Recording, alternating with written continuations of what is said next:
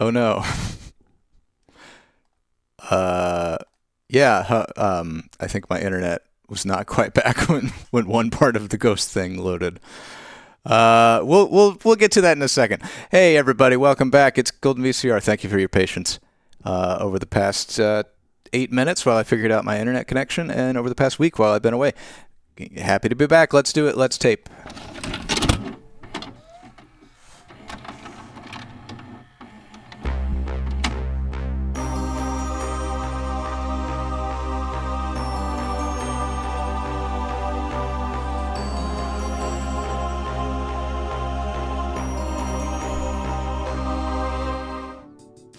Hey. Hey, good morning, Josh Jepson. Let me try this again with the same thing. Oh, hey, 1,000 bits from Seemingly Jess, since it's been a while. Should we not say hello to our friends? Let's do it.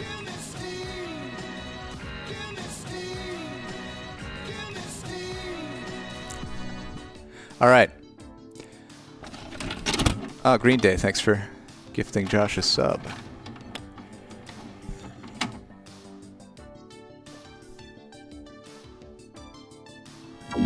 Okay, does this ghost work? Yeah. Oh, and it's not nearly as good. Here, let me do this. Let me just pop that on the screen there so you can see Green Day's ghost. Don't worry, I'll simulate the effect.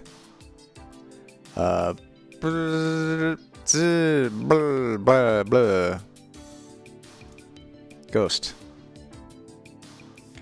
See, I set... What is the blending mode? The blending mode is screen, I think? So it generates a ghost and I have it do a black background, and then I have to have it play in two separate browser sources in OBS because one of them needs to have the screen blending mode. And then there's a separate layer behind that that's normal blending that like fades the black background up and down. Anyway, welcome back everybody. Let's say hello to our friends, courtesy of Seemingly Jess. What a great way to get back into the swing of things. Golden VCR remix clips, which, by the way, you can see here, and I hope to be adding some more clips to that list soon. What was that called? Babysitter's Club. Here we go. You guys.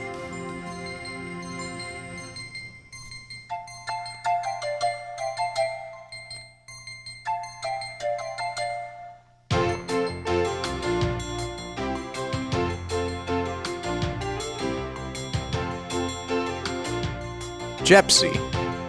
Meet Josh Jepson. He is Jepsy. Count on me, and I can count on you. Good times, bad times in between. My friends will see me through. We'll be sharing wonderful times every day.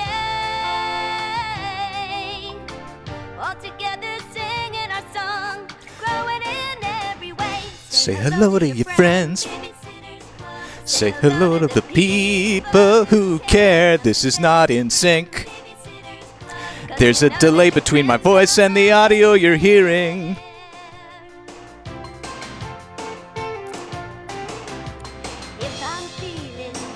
Oh, is it better now? Yeah. There's a network caching setting on the VLC media source in OBS, which defaults to 400 milliseconds. I cranked it down as low as it will go, which is 100. 100 millisecond delay. Why? It's not playing off a network, OBS.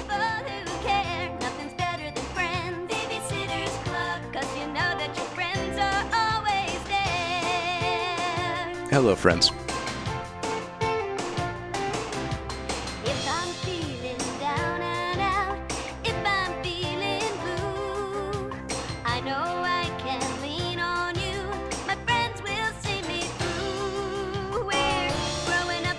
I have a choice for you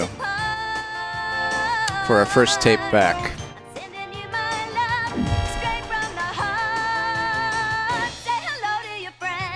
Oh, he's got musical notes and golden tapes. He's on a couch. That's great. So we'll watch both of these either way. It's just which one we start with. We have Proudly We Hail with Robert Stack to celebrate the 4th of July, a little late. It's a very simple program about freedom. Or for a slightly different tone, but still, I think, kind of American. How to Triple Your Profits in 1/3 the Time with Carleton Sheets Investor's Edge Video Library. It's basically how to be a slumlord.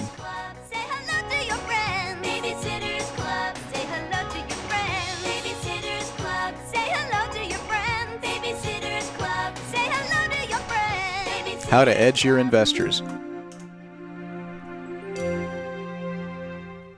All right, I guess we'll do Proudly We Hail then. I get some straw poll enthusiasm for that one, I think, and not any for Carleton Sheets. This is Proudly We Hail with Robert Stack. Let me look it up, actually. On the good old goldenvcr.com, which you can visit today to browse our available tapes. Go to the Explore tab to see just a big old list of all the stuff that we have yet to watch, including Proudly We Hail with Robert Stack. Proudly We Hail is a very simple program about freedom, a geographic answer to the question of why most Americans hold the flag so dear. As Robert Stack says in narrative, it is important to I don't know why I'm doing a Confederate voice for the patriotic revolutionary thing. As Robert Stack says in the narrative, it is important to recall the true meaning of our flag, a symbol, a monument to those who served, those who have fallen, never to return, and those who came home with injury to mind and body. Proudly We Hail is a historical review of the major American wars. Hope y'all love war this morning. Beginning with the Revolution, Robert Stack takes us through the Civil War, World War I, World War II, Korea, and Vietnam, describing the battles and peace that followed, with remarkable archival footage and reenactments of major historical American conflicts. Proudly We Hail is truly important programming for every family member, from grade school kids to senior citizens, and for those of every political view. We hope you enjoy Proudly We Hailed. In stereo, produced by Hawk Entertainment Group, let's hope they have a cool logo. This is a 50-minute tape. In we go. I'm glad I got the internet working, by the way. I just restarted the router and the modem, and that did it.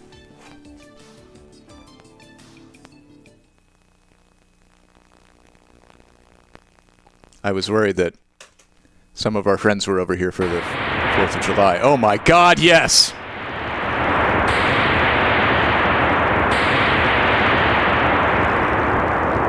The Bridgestone group. Some of our friends were over at our house for the 4th of July while we were out of town, and I was worried that, I do have a giant Ethernet cable running from the router upstairs at the top of the house all the way down to my office at the bottom, just winding down the staircase and across the floor. And I was a little worried that somebody tripped it. Somebody cut the cord just to be a prankster.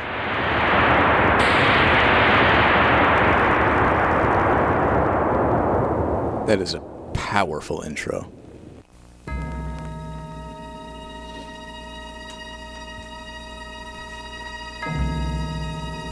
All right, well, it's the 8th of July.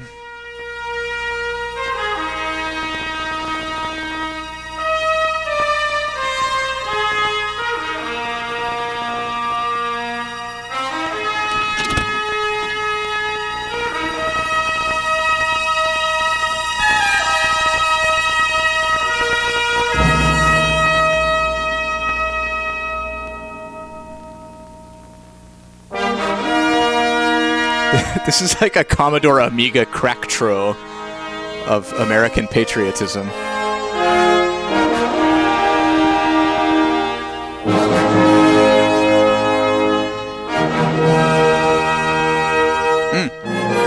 Forgot to activate the tape, too. Proudly with Hail. God, look at that!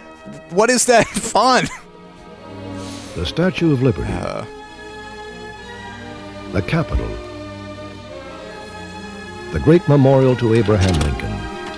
Hey, 7-month resub from West Coast Deb. In the distance, a Washington monument, the Jefferson Memorial. Thank you for the seb, Dub. Hello, I'm Robert Stack. Dub, seb, sub, Deb. Deb, seb, Dub. From Mount Rushmore to the Iwo Jima Memorial to the wall, mute testimony to the tremendous sacrifice Americans have made to preserve our precious flag and freedom. I welcome you as we review our rich heritage.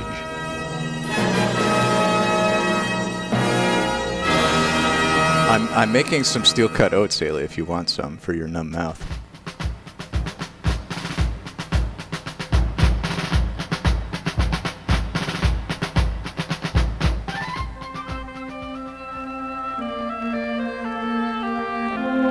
America was young, and while times are often hard, life was simpler then. Strong work ethic and sense of family seemed to help overcome the day-to-day problems in a new country and new surroundings. Most of the colonists came to this country seeking both political and religious freedom, and these values were of utmost importance. Little did these newcomers expect the oppression they left behind in Europe to follow them to the new country. But follow it did, as the English crown had no intention of allowing the colonies to be self-governing. The colonists, at first a ragtag bunch, may have been outmatched in fighting skills and tools of war, but they were never outmatched in courage, heart, or spirit. I have to let my political bias show a little bit. I am pro-revolution. I think we were right to revolt against the British crown. Get out of here, you dang Tories.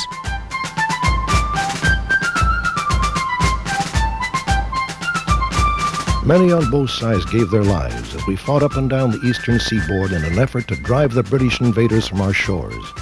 Led by George Washington, these farmers and merchants, craftsmen and others suffered and died to protect our new flag and the freedom it represented. On and on they fought through the bitter cold of winter and the oppressive heat of summer, always short on supplies but long on courage. Wow, Green Day won bingo and oh wait, don't I have this command now? 13 minutes. All right. Oh my god, the computer graphics. The titles. Boston. Lake Champlain. Saratoga. Valley Forge. Yorktown.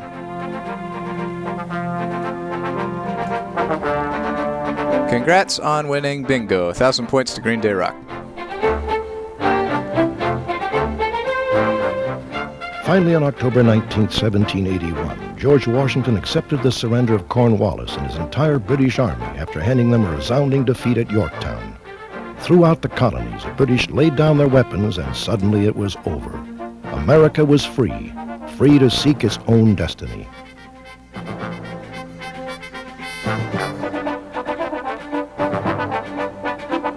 If Leica appearing on stream is the last bingo square you need to win 1,000 fun points, that's a $10 value.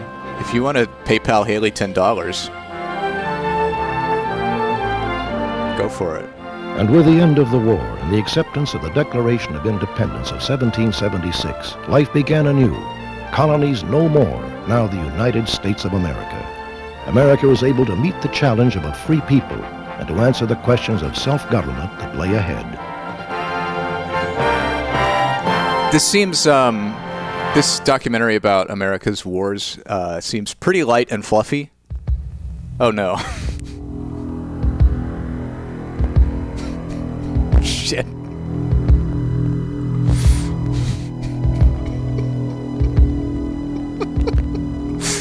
Immediate photograph of corpse. I guess they didn't have cameras during the revolution. A lot of gnarly shit happened then.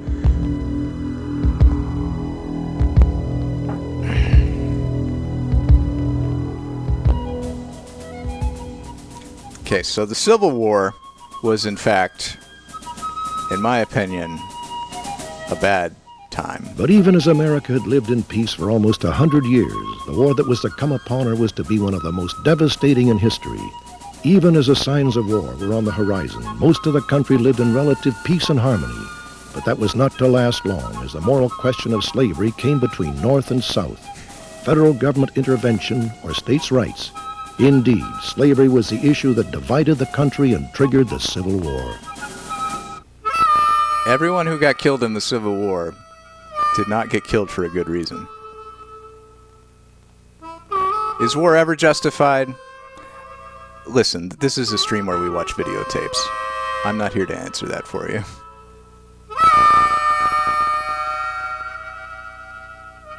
But if, you know... if, who's the guy?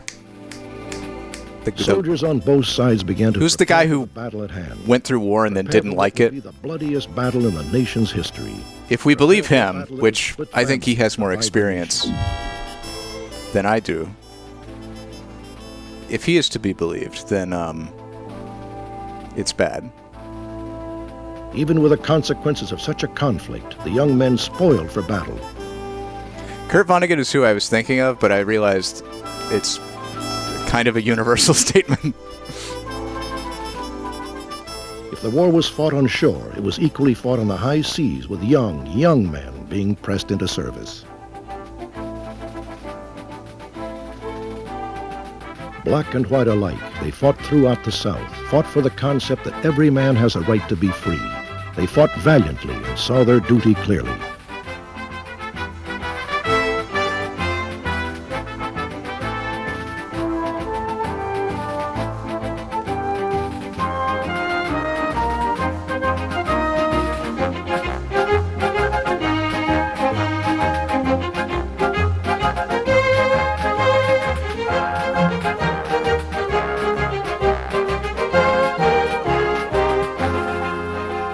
While perhaps none of us can truly realize the tremendous canvas of the war between the states, annual reenactments of the drama of the war and many of its battles help bring the conflict into sharper focus. The war between the states.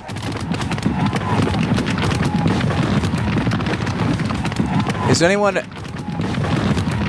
under the age of 120, other than me, ever heard it referred to as the War of Northern Aggression? I have a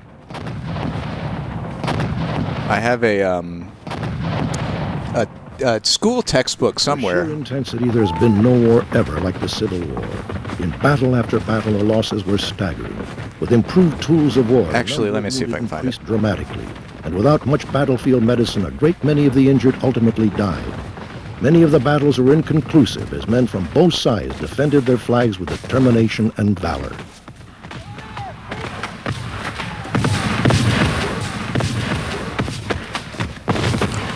Yes, so this is it's a school textbook for elementary school kids with the Great Seal of the State of Alabama, Alabama edition. Retail price 65 cents. 87 years ago, our fathers brought forth on this continent a new nation, conceived in liberty and dedicated to the proposition that all men are created equal. Now we are engaged in a great civil war, testing whether that nation or any nation so conceived. And it was first written in 1908 by Joel DuBose. We are on a great battlefield of that war. We have come to dedicate a portion of that field, affectionately dedicated to the girls and boys of Alabama, gave their lives that that nation might live. It is altogether fitting and proper that we should do this. But in a large sense, we cannot dedicate, we cannot. So this is a 1908 Alabama history textbook for school children. Men, living and dead, who struggled here, have consecrated it far above our poor power to add or detract. It dedicates a lot of time remember what we say, to, but it can never forget what they did here. Well, it's a lot of like for us, the living, rather, to be dedicated here to the unfinished. It's a lot of like great men. Have thus far so noble. They're just chapter. There's a chapter about it is rather for us to be William Lowndes Yancey. Before us. Like from those honored dead, you got to learn about this asshole for a whole chapter. Last full measure of devotion. That we here highly resolve that these dead shall not have died in vain. But it also talks a lot about the Civil War, and it's, surprise, surprise, extremely pro-Confederacy. By the people, for the people, shall not perish from the earth. In the end, The North was victorious and slavery came to an end.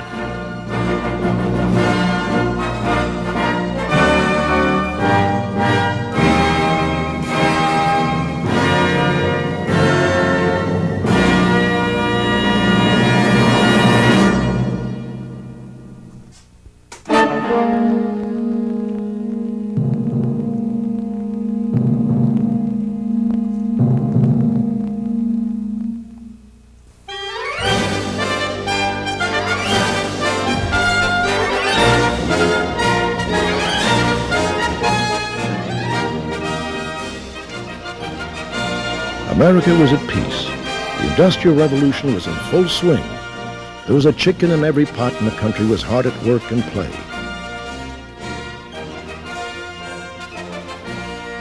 Oh, also, it's... Emigrants from all parts of the world were flooding into this country. We're moving on from the Civil War, thankfully, and I will move on from this antiquated Alabama history textbook. I just find it fascinating in how fucked up it is. It's also very pro-slavery and very racist. But even as America, that's a whole chapter. There were signs of problems on the horizon. Warships quietly steaming into our... Oh no, it ate your ghost.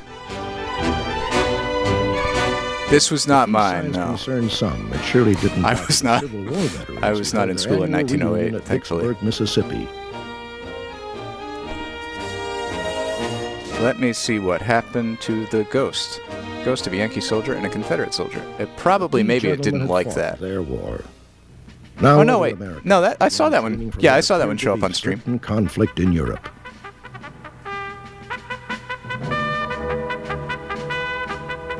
Training for the First World War seemed primitive by our standards. But these young men were no less determined to get into condition to face the enemy, an enemy who would threaten the freedom of so many people.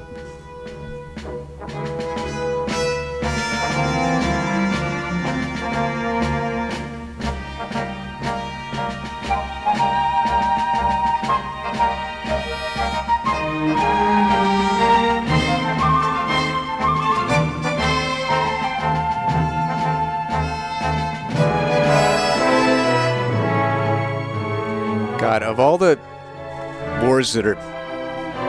If it's a universal truth that every war is a stupid fucking meat grinder, World War I was the biggest, stupidest fucking meat grinder in history.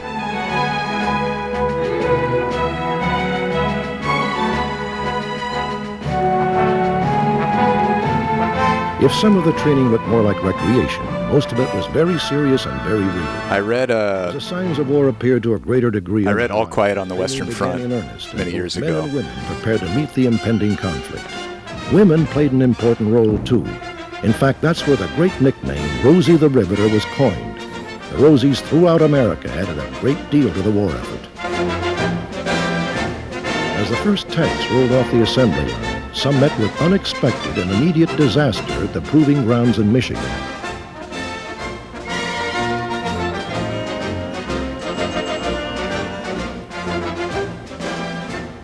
Meanwhile, across the United States, parades heralded the preparation of our country's military and encouraged young men to join the war effort. Yeah, I mean, the simplified version we got in school was Europe had all these alliances and territorial ambitions. Pioneer flying ace Eddie Rickenbacker was one of those who appeared at many functions talking to young men about enlisting. I think that the geopolitical realities were very complex because it was such a huge thing that involved like the Ottoman Empire was at hand. And the Empire of Austria-Hungary. Even the tanks were finally perfected and were among the first tools of war to be shipped to Europe.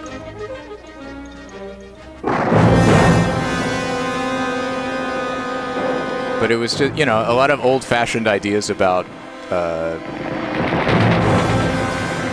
war as a valiant, cool thing. And just this huge rise of nationalism. Turns out nationalism not an unambiguously good thing.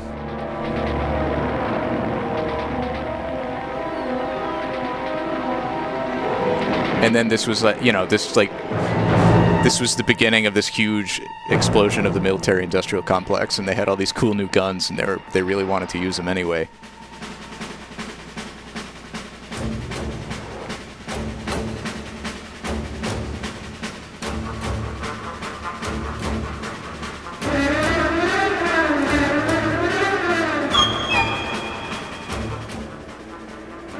Primitive as our first fighting aircraft were, they proved effective time after time.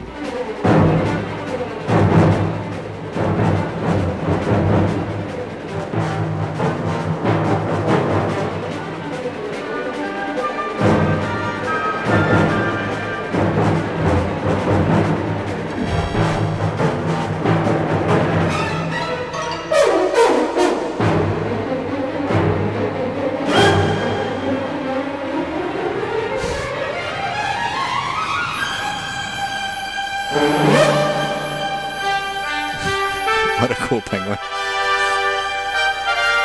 Thank you, Becca.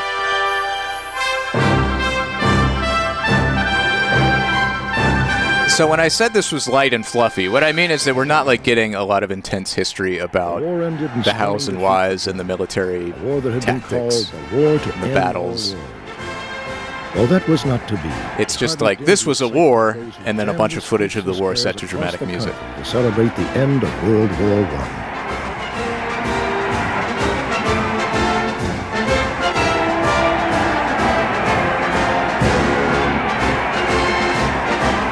Is this the Invincible Eagle? Who knows, Susan?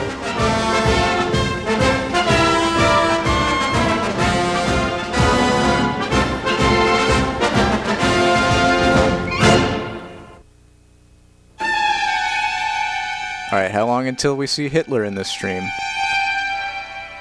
Germany, Poland, Italy, England, Russia, Normandy. Normandy's not a country anymore. Okay.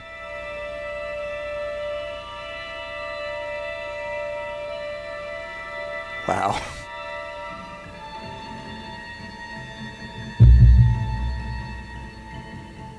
W.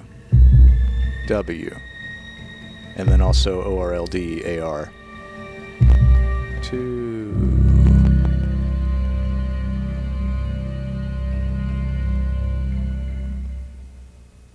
Well, it's gonna get dark soon. Hey, good timing, Deb.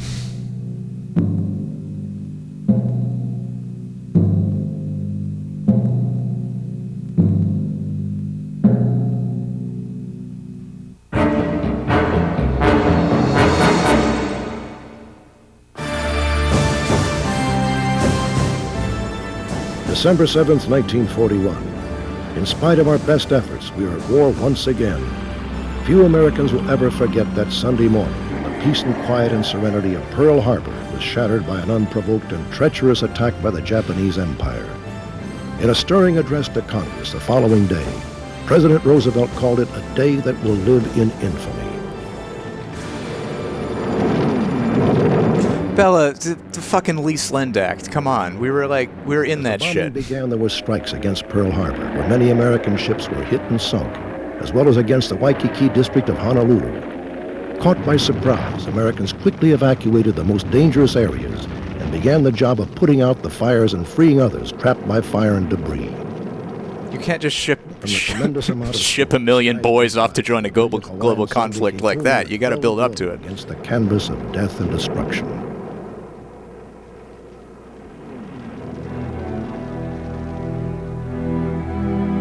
With sirens blaring and the sound of attacking aircraft still above, the people of Hawaii rallied quickly with every piece of firefighting equipment and every ambulance put into use.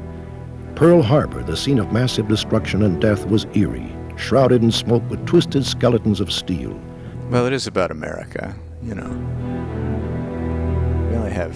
Emergency first aid stations were set up throughout the island, and every able-bodied person pitched in to help survivors. Yeah, I mean, I think FDR and the War Department were figuring that shit out. Still intact. The whole, like, massive industrial buildup that made the Allied invasion possible. The Japanese attack to comment, "I fear we have awakened a sleeping giant."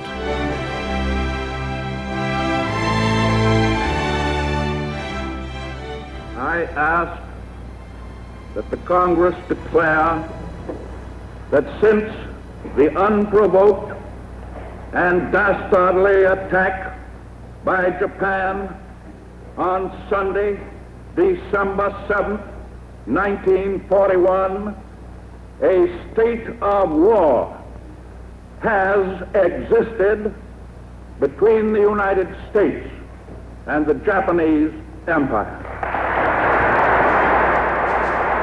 With the declaration of war by President Roosevelt came the enlistment and call to arms by tens of thousands of American men and women of every race, color, creed, religion, from every part of the country and from every imaginable background. I'm looking at the back of this tape, and I'm glad that it's While some from celebrities began to plan USO tours and entertainment of the probably the others 80s or joined 90s. hands in battle. Men like screen star Clark Gable. We're going to get to...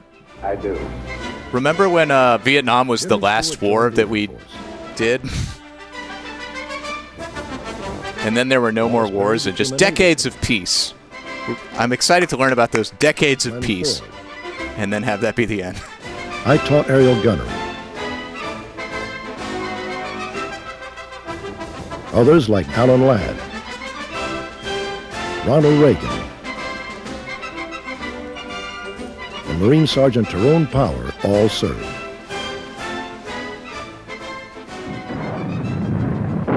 What about Jimmy Stewart? You show Reagan but not Jimmy Stewart? Give me a break.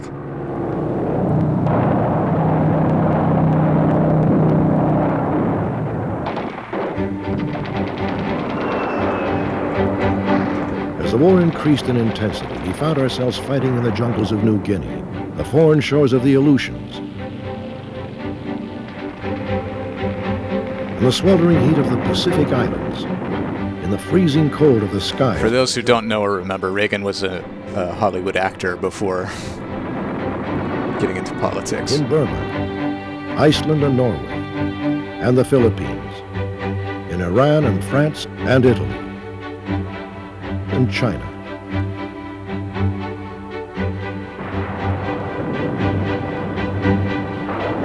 America was fighting in an area extending 7/8 of the way around the world. Fighting because of the insatiable appetite for power by men like Adolf Hitler, whose spellbinding oratory took Germany to the heights of power and the depths of destruction. And others like Hermann Goering, Boo fascism. Heinrich Himmler, Field Marshal Erwin Rommel, also known as the Desert Fox. The Japanese were led by people like Tojo, Yamamoto, who attacked Pearl Harbor, and Hirohito, the Japanese emperor. The Allied leaders were the stuff of legends, men like Winston Churchill and Francis Charles de Gaulle. England's Field Marshal Montgomery, Are we going to talk about Stalin? Or are we just going to brush past Stalin? General Dwight D. Eisenhower, who everyone called Ike, General Douglas MacArthur, General George Patton, General Omar Bradley, and Montgomery. Admirals Nimitz and Halsey discussed sea battles yet to come. With ever-present memories of Pearl Harbor still... I think we skipped Stalin. Sailors of the American fleet began to prepare to engage the enemy. On ship after ship, training activities continued as the fleet came ever closer to the Pacific Islands where the fighting would surely begin. It's touchy. I think in our, especially in American collective memory of World War II, I think that the sacrifices of the Soviet people don't really get a lot of recognition. A lot of Soviets died Places such as Bataan, and did important shit to make sure that we didn't lose the war. But also Stalin was not Philippines, great, and it's an uncomfortable Guadalcanal, position of our beautiful, glorious Allied forces with Churchill and Eisenhower and Stalin. Mandalay, Oh yeah, did they skip Mussolini and too? Midway. No one will ever forget the Battle of Midway, one of the fiercest battles of this or any war. Anyway, this is what I mean by light and fluffy. On June 3rd, 1942. But it's a 50-minute tape on a Monday morning after we're back from vacation. I don't want it to be that when the deep enemy's and presence dark. was discovered, a force of Army B-17s took to the air, and the attack that followed included direct hits on 8 enemy ships. This is some really odd World War II music, though. The strength of the U.S. attack forced the enemy to withdraw in what would be one of Japan's worst defeats.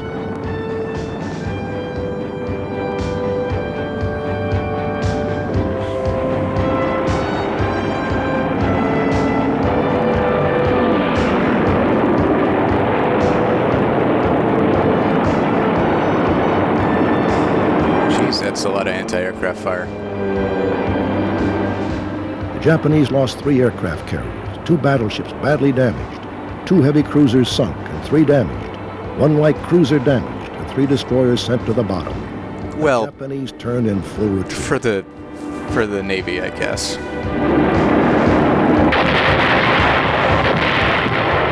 Not for the Japanese people as a whole. After every major battle, there would be a calm, a period of quiet and rest, a chance to reflect, an opportunity to put things back in order.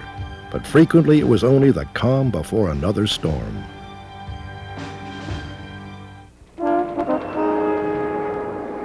Often the men who were in the battles tell the story best. Guadalcanal was a terrible island, and anybody that was there was affected by it. It was disease-ridden, malaria. We all had malaria. It was a terrible battle. We were wet all the time, and it was just it was a miserable existence. And any guy that was ever at Guadalcanal is thankful to be home, because a lot of the boys were killed there.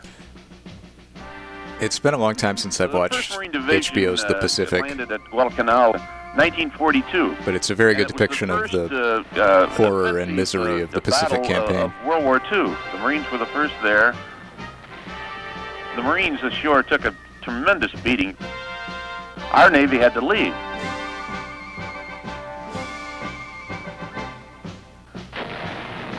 The Marines persevered and won the battle. It took 6 months before the battle was before the island of Guadalcanal was secured, and a lot of boys were killed. But thank God it was the first stepping stone in World War II in the Pacific. Yeah, I watched If it. we lost Guadalcanal, we would have been When did it come out? hard-pressed to take the other islands, which we did. 2010. Yeah, I watched it around, well, maybe like 2012 or so. And it rattled me. Guam had a very friendly group of native people on the island. The Japanese were defeated completely on the island of Guam. Shortly thereafter, then the Air Force came in with the B-29s and started bombing Japan every day.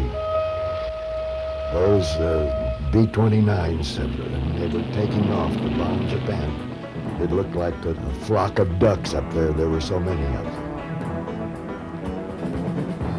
I recall when we took Iwo Jima, they needed that base as an interim base for the shorter distance airplanes, and also it was possible to save the crews on some of the damaged B-29s. It does feel really incongruous to hear this music over World War II Try and footage. land those on Guam because they'd loused up the runways to where they couldn't use them. But it also kind of feels like the battle music from Iwo Jima, I Gundam 0079, so it sort of fits. The reason it was taken, as far as we know, was to allow fighter planes to give coverage to the B-29s as they flew over Tokyo. The Mustangs would leave the airports from the island. They would meet over Japan. Many of the B-29s were damaged by shrapnel or what have you in their flights over Tokyo. So when they returned to their base, which was Guam, Iwo Jima was relatively close. Many of them would ditch the aircraft over Iwo Jima. And some pilots tried, probably because of wounded personnel on board the B-29s, would try to bring the aircraft in because personnel on board the B-29s could not jump. The pilots always would try to set them down if at all possible.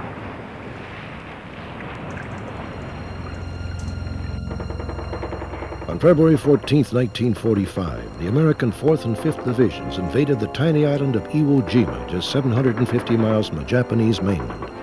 After 72 hours of relentless bombing from the air and heavy shelling from warships that circled the island, Marines battled their way to shore in what was to be one of the bloodiest victories of the war.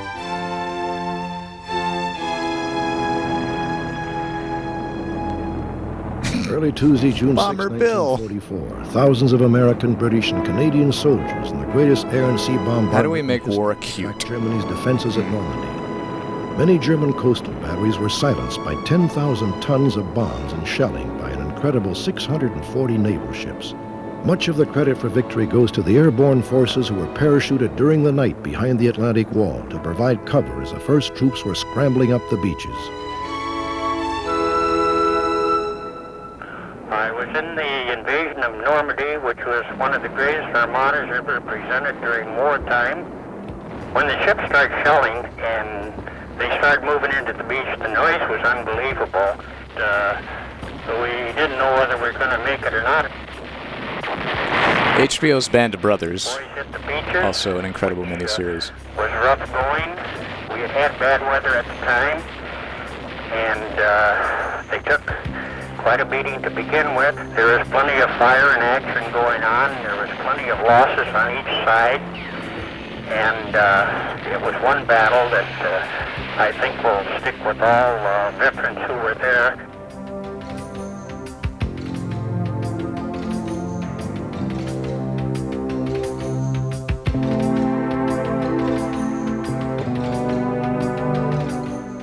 The importance of Normandy can never be exaggerated. It began the final stages of the European campaign with the Nazi war machine clearly in retreat. Capture of the beachhead guaranteed a steady stream of heavy equipment and supplies to the battlefront.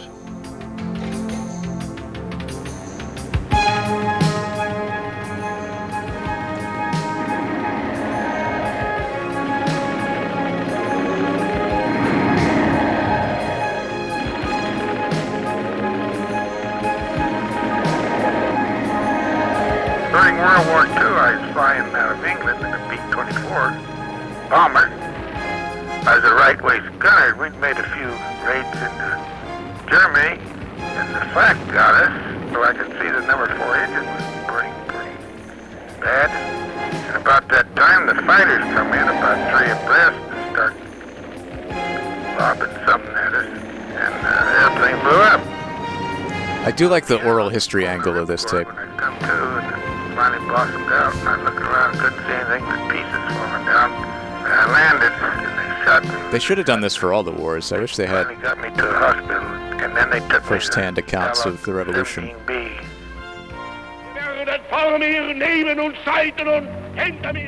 Although the signs of defeat were already at hand and the Empire of Germany and dreams of Hitler were shrinking by the day, the Nazi ruler seemed oblivious to these signs. He challenged his troops to ever greater resistance and certain defeat. Fuck off.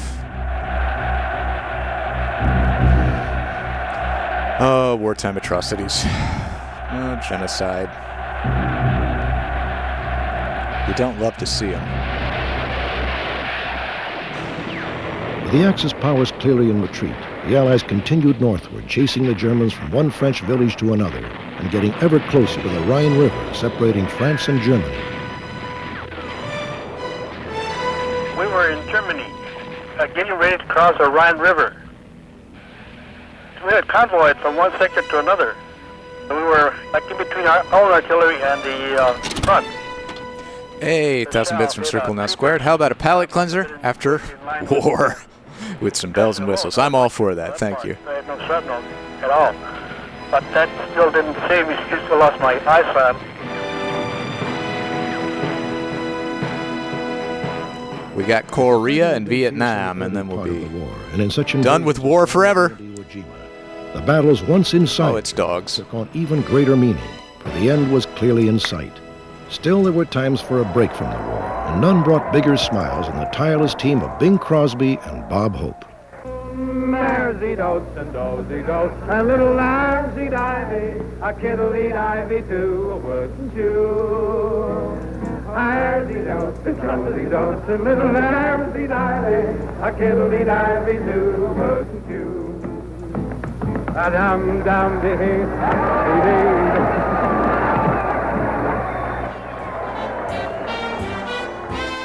Meanwhile at home, people like Ann Sheridan helped the war effort too. Others pitched in like sweater girl Lana Turner. And Mickey Sergeant Rourke, along with Woofers. Greer Garson. I love Sergeant Woofers. America's favorite pinup, Betty Grable and Hedy Lamarr were there too. Meanwhile, back near the front.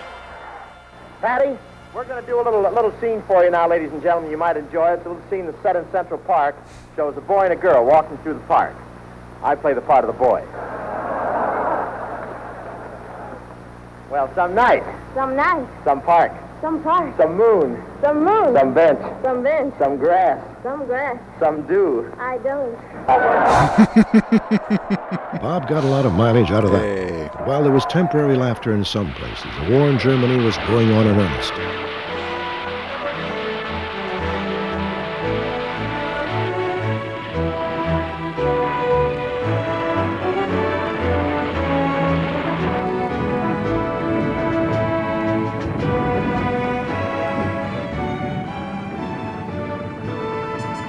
The final days of Berlin were close at hand as the Russian army stormed ahead to take the city. Hitler, sensing utter defeat, committed suicide in his bunker. Good. Berlin ablaze. Many German Sorry. officers fled, some never to be seen again. Others, of course, were put on trial.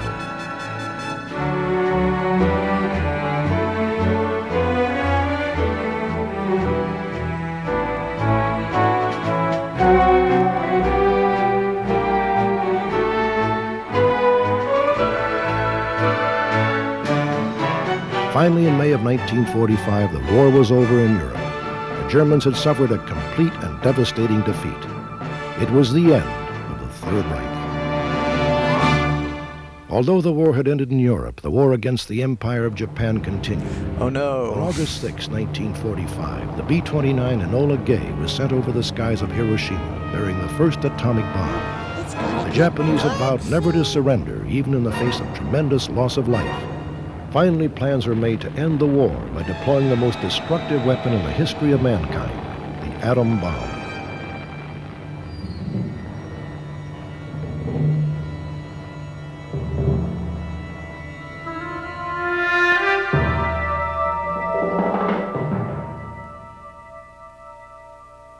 Just as the atomic bomb brought devastation to 2 cities in Japan, it also brought a quick end to World War II.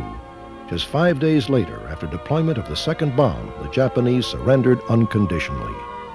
The people back home in the United States were in wild celebration as servicemen long gone from home returned to wife, family, children, and friends.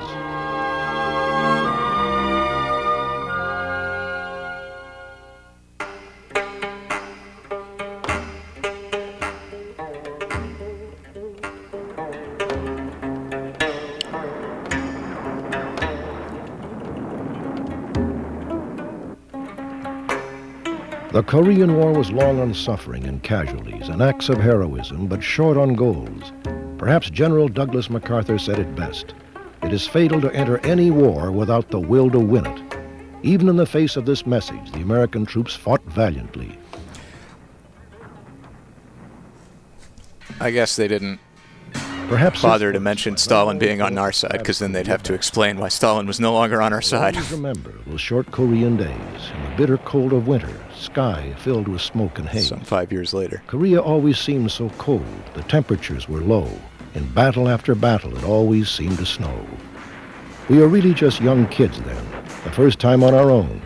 We battled up and down that land so many miles from home. Too many times we were surprised by the enemy dug in. So often we would fight and hold and chase them north again.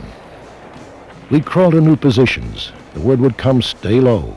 The enemy'd call for surrender. We'd tell them where to go, or we'd simply yell, hell no. We watched so many friends who fell, cut down in blood and pain. A nasty, vicious seesaw war, like all wars, just insane. Years of talks at Panmunjom did finally mean an end. So many lives on both sides lost, South Korea to defend. For those who wrote of a small fight, there should be a retraction. This was, in truth, a major war, not some small police action. Their battles became legends with every deafening roar.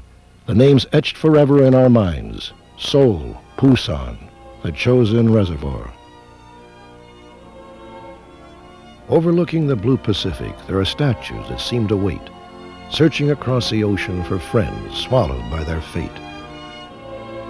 As the sun sets across the water and we end another day, just stop and think of our fallen, our dead, and the MIA. It was so many years ago when they were called to serve. They fought and died. Our nation forgot. It's a fate they don't deserve. It seems that on a clear day when I'm looking out to sea, I feel I can hear their voices cry out, "Hey, remember me?" We're the fathers, husbands, and sons not remembered anymore. We will never see our homes again or touch our nation's shore. I thought I could forget the war from so many years ago, but their voices tell me, don't forget. Please let our nation know. We fought to defend their freedoms, and we paid for it with our lives. We will never know our homes again, our families as husbands and wives. Some of us had children, or the fathers they never knew, but we'd fight again to save them. You know it's right to do. As the night falls across the water and the tide flows out to sea, hear these voices that gave us freedom cry out, "Hey, remember me?"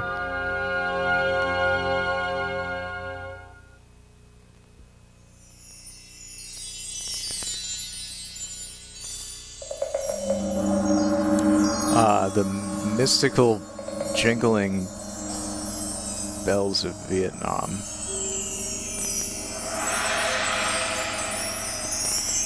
Sure.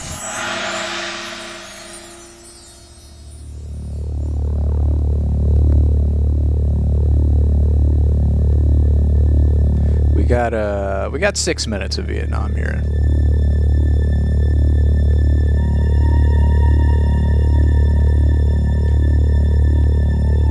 I mean, this is the one that I think is still like, you know, it's still in our living memory. Like I was not around for Vietnam. Probably none of you were around for Vietnam, but like my uncles served during Vietnam. I know people in my family that are still around that, you know, talk about their experiences in Vietnam. And it was not a good time. It clearly left a lot of scars on a lot of people.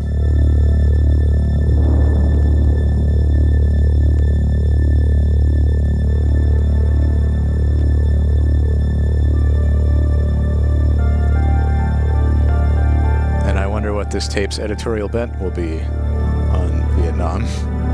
This proudly we hail fireworks and Statue of Liberty.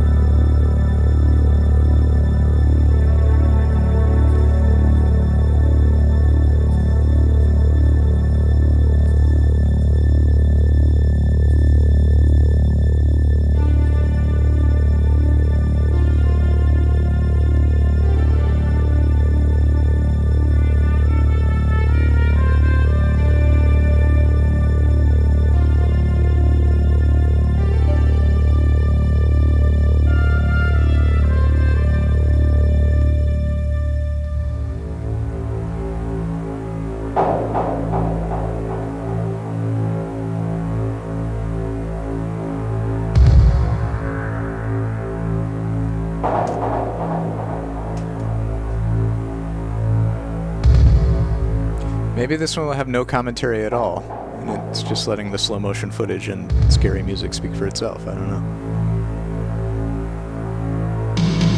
Maybe it was too soon. Honestly, this was like, you know, no more than 10 years after the end of hostilities in Vietnam, probably.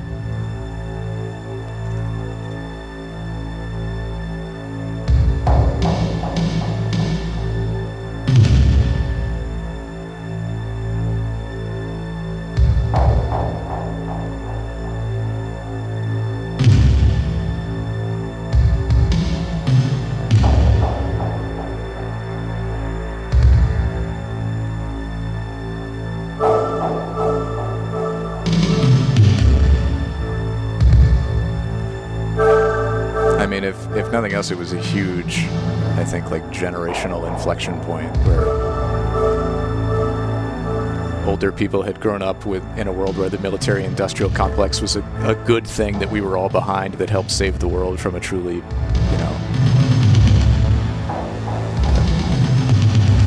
bad fascist regime that was hell-bent on conquering Europe and genociding people. Vietnam that hasn't been said 1,000 times before. To the military-industrial complex being a bad thing that just kind of made wars happen for no good reason. But some things are very clear. The men and women that served did so with valor, dedication, and without hesitation in the heat of battle. And with the horror of Vietnam still so vivid, we must be ever vigilant to see that it never happens again. Truly, that it never happens again. I can get behind that.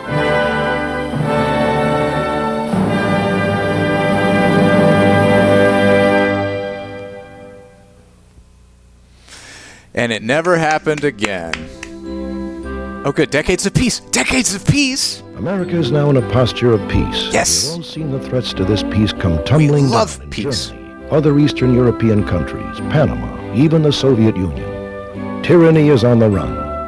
Yes, The we did it. War to Vietnam. The basic reason we fought was very simple: to secure our freedom and hold it to heart for future generations. In reviewing our freedom today, it is important to recall the true meaning of our flag: a symbol, a monument to those who have served, those who have fallen never to return home, and those who returned with injury to mind and body. For those who would desecrate the flag, or be puzzled why we hold it so dear, let them only review the tremendous sacrifice Americans have made to preserve our precious freedom. Ah, flag burning. The beginning of identity politics. The way we sometimes govern, for questions of social equality and unrest.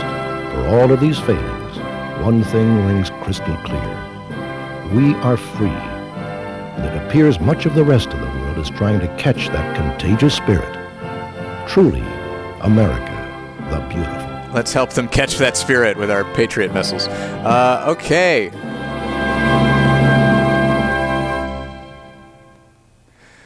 Woo!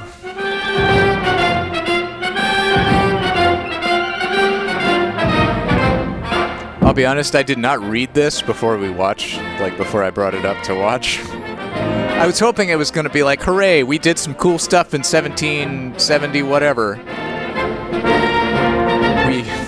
And now let's look at stock footage of fireworks. Instead, we got some war, but I think it's you can't forget about the grim realities of what it means to be a nation.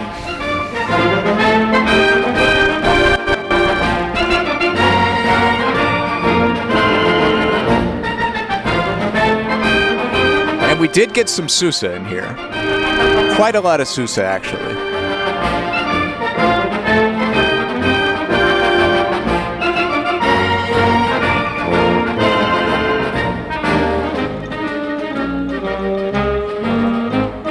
Ooh, swinging Sousa.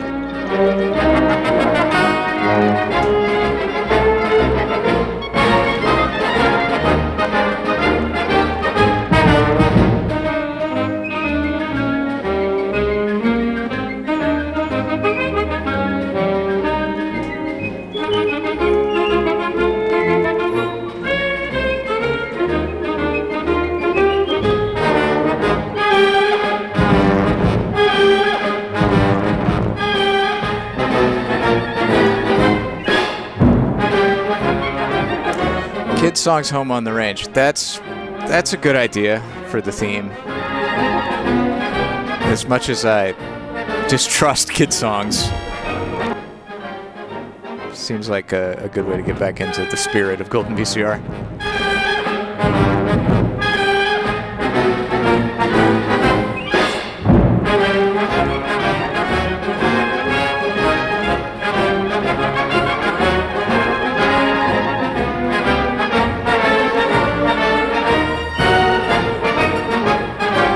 Proudly we hail. Okay, 1990. So 15 years after the end of hostilities in Vietnam. Yeah, go for it, Jace. That was Proudly We Hail. Did it make you proud? Did it make you feel complicated feelings about what it means to be an American? Eject.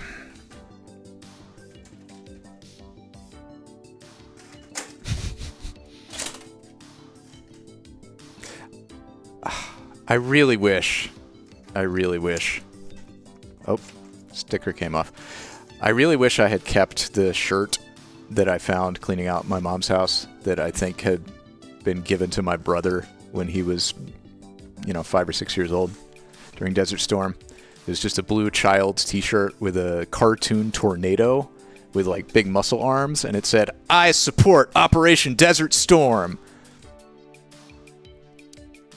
This is great. Proudly We Hail with Robert Stack. That was our tape, our first tape back. Let's get some bells and whistles going. Courtesy of Circle Now Squared. As a little palate cleanser, do you think we could probably use a little palate cleanser? More bells and whistles.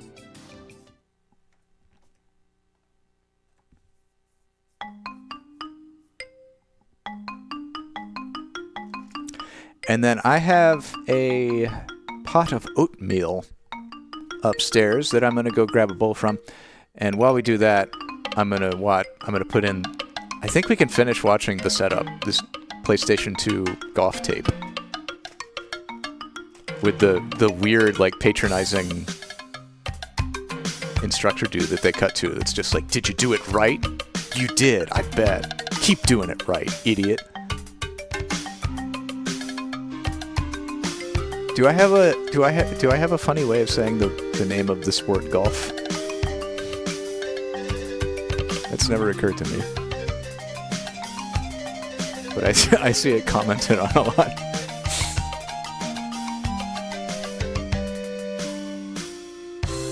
Ball go far, but in a very controlled way.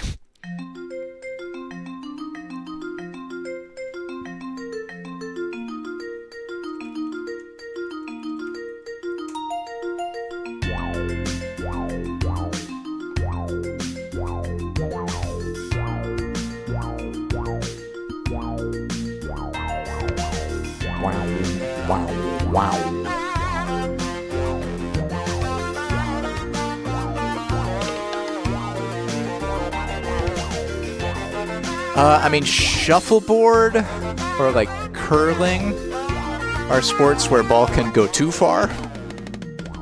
Those are ball go just the right amount sports.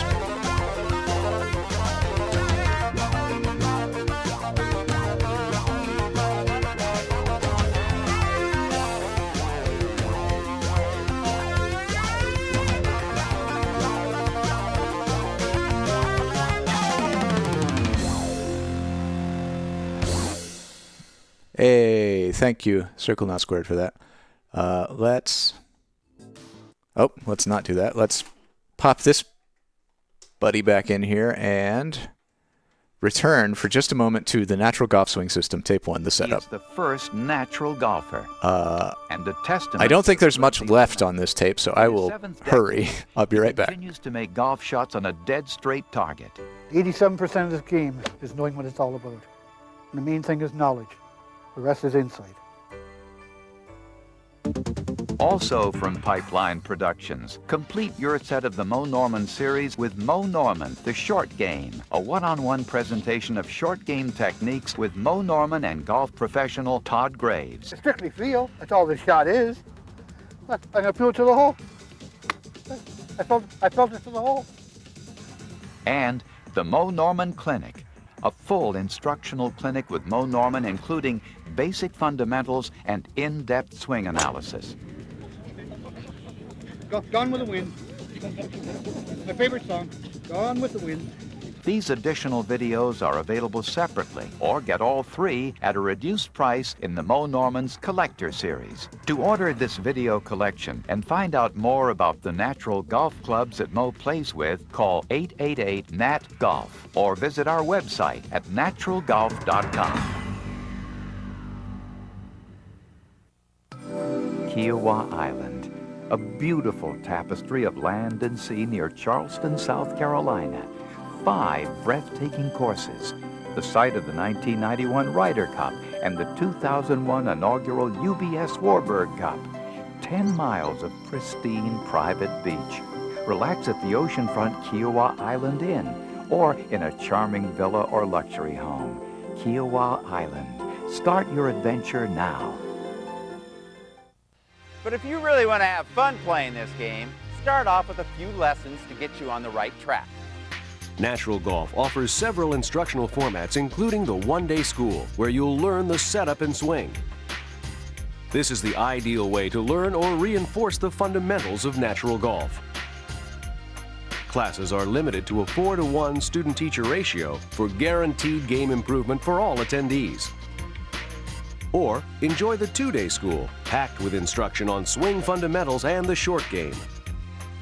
In a 2-day school, you will play 9 holes of golf with your natural golf instructor and learn course management. For the ultimate natural golf learning experience, take a 4-day school. This is a full indoctrination into the natural golf method. You'll receive instruction on swing fundamentals, the short game, and power golf. You'll play 3 9-hole games with your natural golf instructor and learn situational play, club selection, and course management skills. With over 200 natural golf teaching sites around the country, call 888-NAT-GOLF or visit naturalgolf.com to sign up today.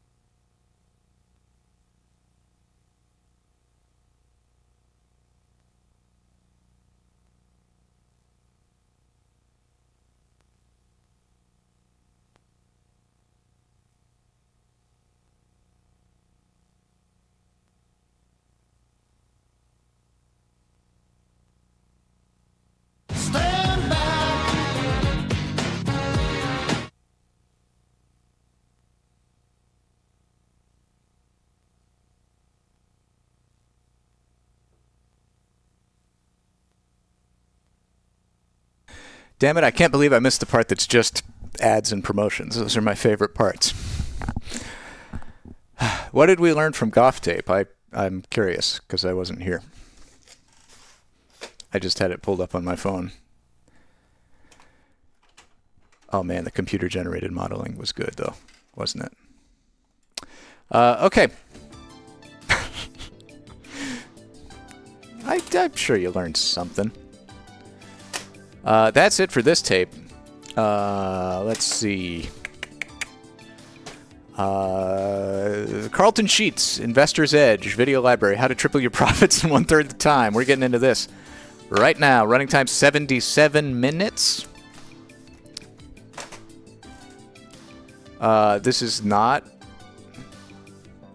one that we have to watch all the way through. We actually have 2 of these. How to Skyrocket Your Profits, doing quick and easy fix-ups, and how to triple your profits.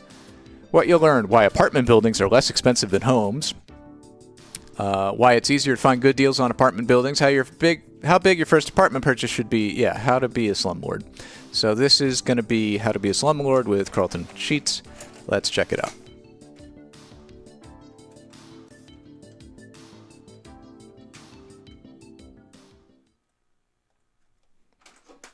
Well, if you skyrocket them and then triple them, that's better than tripling them and then skyrocketing them. Come on, cool intro. The only redeeming thing about tapes like this, usually.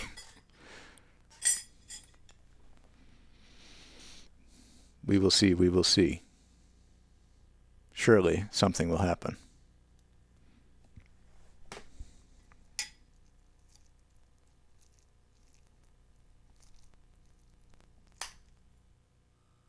FBI warning. All right, I guess Carleton Sheets doesn't want us to hear his stupid advice. Fine, Carleton. I can stop this tape right now.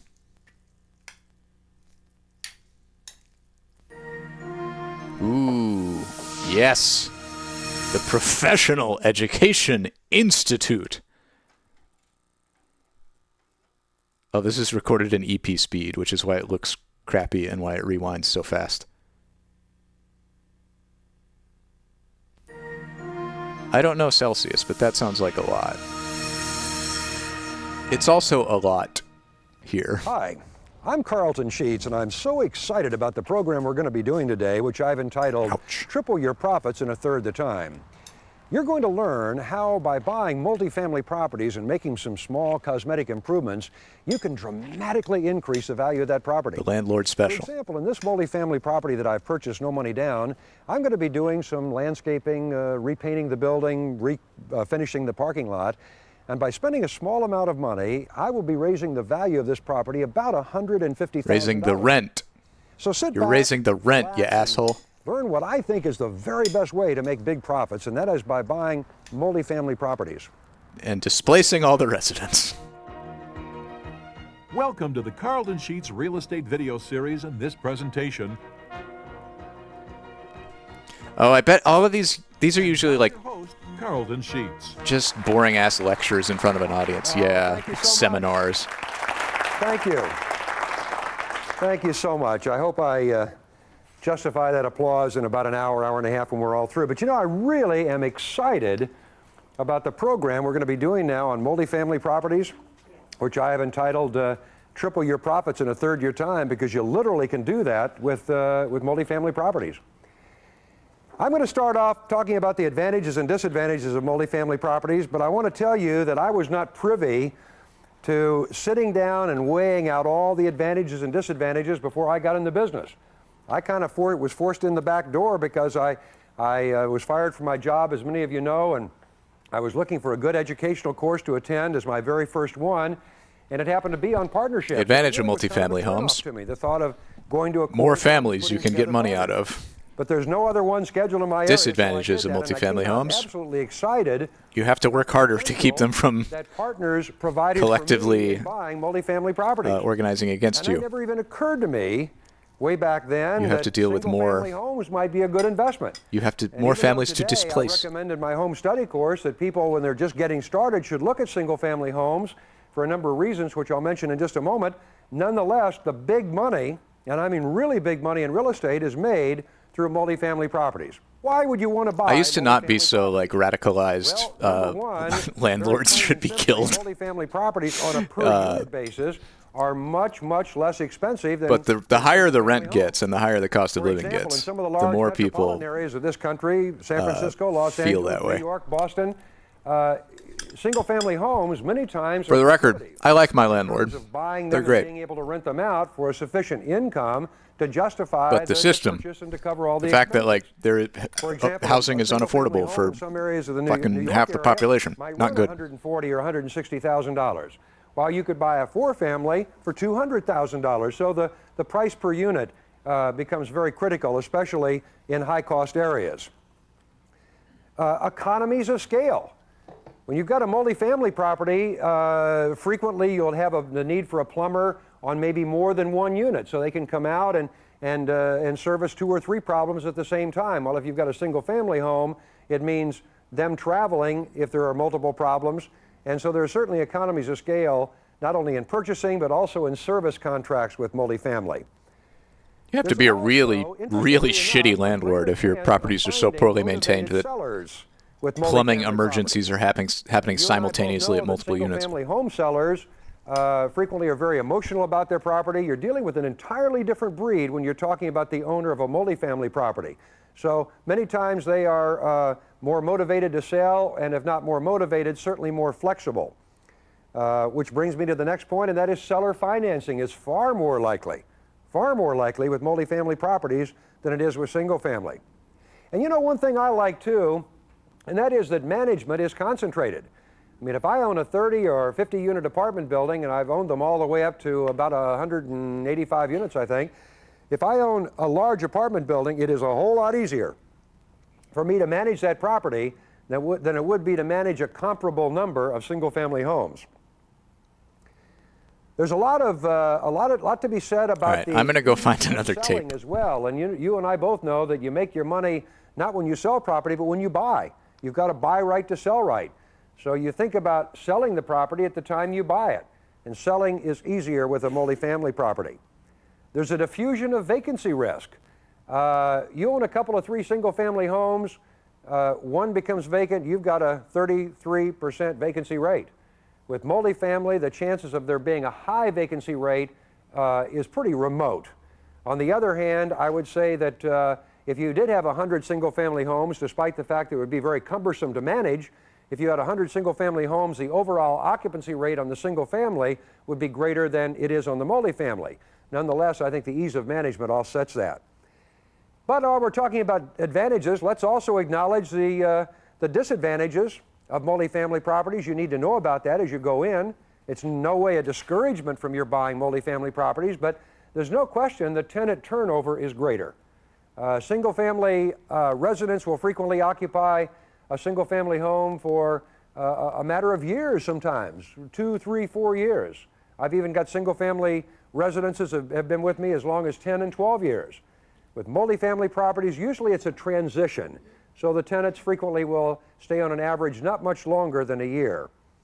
The tenant mentality is different. I have to agree with that. Single-family homes, many of the residents in a single-family home will care for their properties, take care of small things as they come up. Been 7 minutes. They want it done by you, the landlord. Are we done with Carleton sheets? Mentality. And I think finally, operating costs on the whole are greater with multifamily. He's making me angry, so I'm gonna veto Carleton. Operating costs somewhere in the 20% range plus. Well, that's the end of Carleton Sheets. We do have another one of his tapes, but maybe I'll just throw it in the trash. Carleton Sheets. How to triple your profits. I hope you learned something. The amount of money you can make is inversely proportional to the amount of moral scruples you have about screwing people over. Carleton Sheets Investor's Edge. There we go. Now I have another tape from a series of content for kids, a series that we have watched before.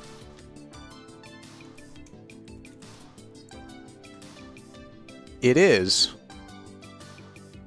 Educational Favorites, Learning Your Colors. Are you ready to learn your colors? Children's instructional videos for ages 2 and up. Animated stories, self-help programs. Videos are designed so that children can learn and participate as they watch. Look for these other educational favorites. Learning to Read Signs. Aesop's Fables Volume 2. Learning Your Letters. It has an unconditional lifetime guarantee. If you don't like it, you can get your money back from Transatlantic Video of South Plainfield, New Jersey. Copyright 1987. It's only 30 minutes. It's going to be good. You're going to love it. It's from 1987.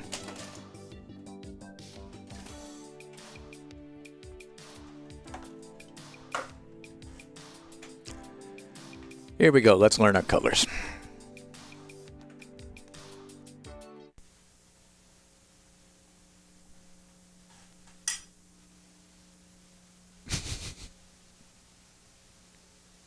Adjust tracking on your VCR for a clear picture.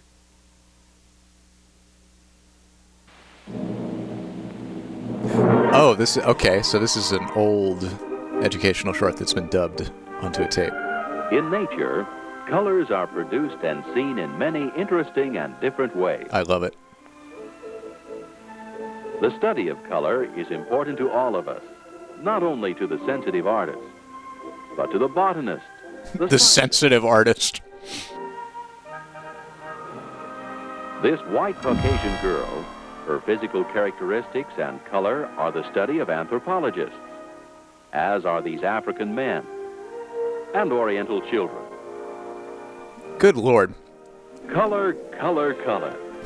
What can be more exciting? How quintessentially and to compare the many colors 70s or whenever this was, the first example of color, besides a sensitive artist, is people of different races are different colors. Here's a beautiful landscape of many colors in a tapestry of flowers. Red is brilliant and exciting.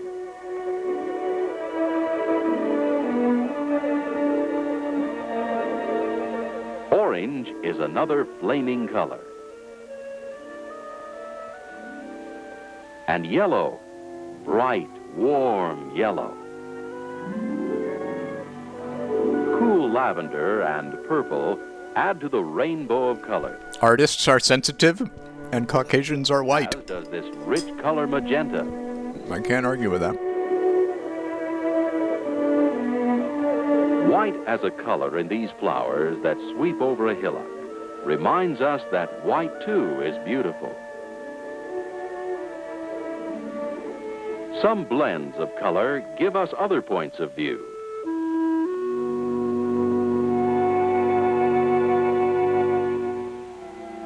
Colors in nature are seen in many interesting and different ways. In the fruits we eat, the red of apples is bold and bright, as is the red of these strawberries and luscious cherry. Remember the orange flowers you saw? Here too is that color, and the yellow of bananas and grapefruit. Green comes in many hues. How long could this possibly be? How can this be 30 minutes long? Of these apples. Dark, deep purple plums remind us, as do these blueberries, of similar colors we have seen. And again, nature vibrantly blends her colors in nectarines, in peaches. Everything seen by the eye has color. In fact, everything in the world has color. Here are life-giving vegetables.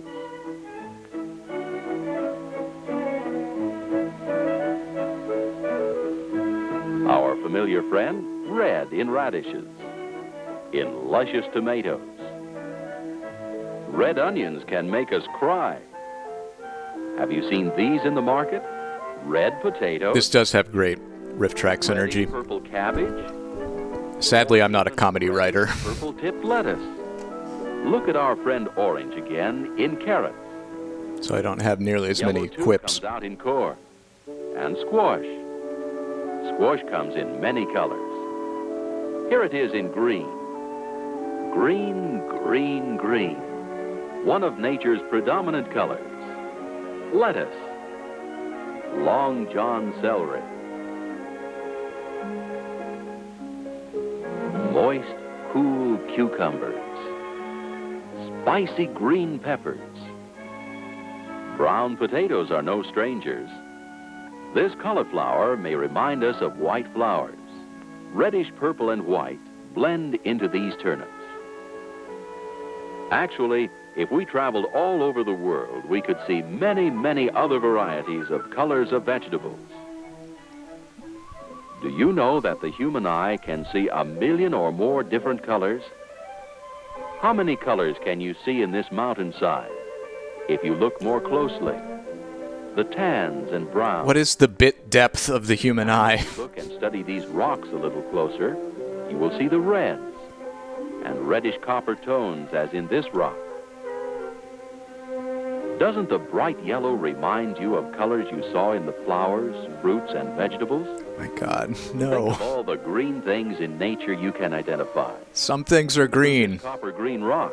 How many ways can we Quartz comes in. hammer this point home? Here is Purple's Child Lavender. Purple's Child Lavender. Nature loves rustic brown. Rocks, when polished, look like jewels. Many of them are.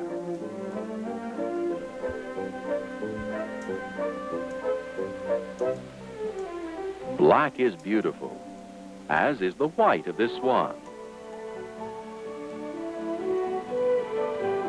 Ducks come in many colors. The next time you go to the zoo or visit a pond in the park, see how many colors you can identify. We got Black is Beautiful. Oh wow, it's MS Paint. Artsy Andy. Butterflies are winged rainbows, yellow like the sun, orange like a brilliant sunset. Yellow like the sun, orange like also the sun.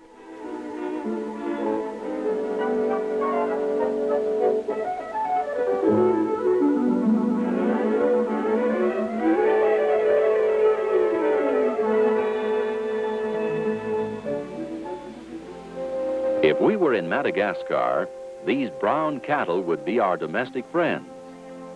Let's look more closely at them.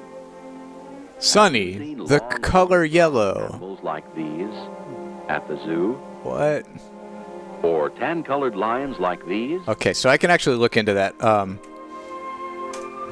So the way the thing works is it will put, brown-toned camels. unless you have a very specific color name as the first word of your prompt, it will insert a color word so that it can All over the plains. so that it can ensure that the image it generates has a stark, like, complementary color scheme. The beauty of a blue sea with its white-capped waves dashing against So let's see. black rock. And what a world of beautiful colors in the fish and other sea life beneath the waves.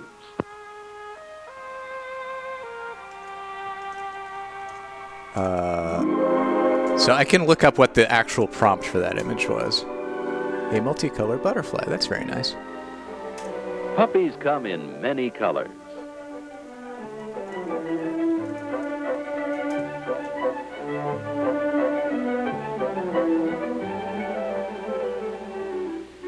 Here's a brown and white collie. Yeah, so the color yellow got interpreted as Multicolored coat. the red-orange color yellow, Your favorite color. which apparently turned it into a tomato plant somehow, or an orange plant. That's a lot of dogs. I do like those dogs.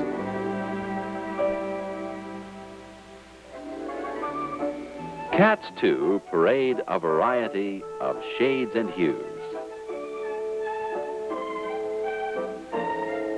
Oh, rainbow paws.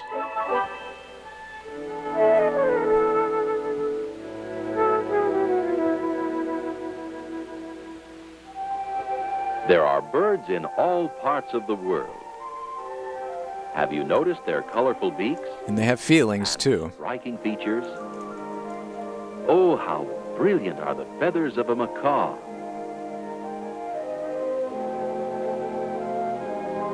And the colors of parrots.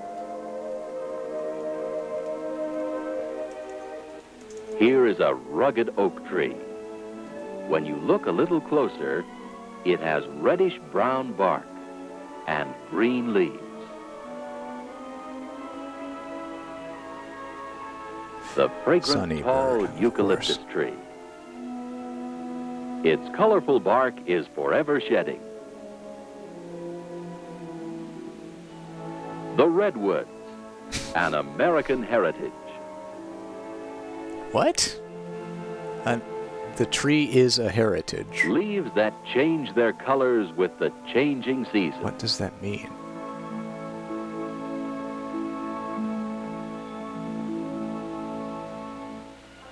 People, too, come in many different colors and blends of colors. Anthropologists call people of this color Caucasoid. Or Oh no, God, we're getting race. Ugh. Oh no, These are Caucasians or white people in France. that's not an accepted scientific theory anymore.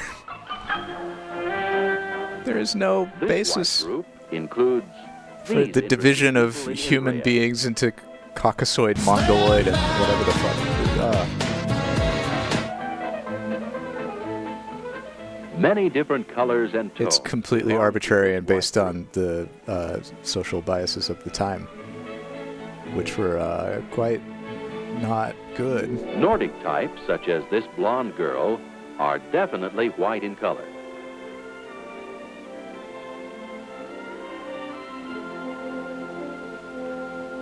It is interesting to note the mixed races and colors in the Caucasian group, such as these beautiful dark-skinned women from India, colorful shades of women's lib as they march forward. Here are other Caucasian people from India.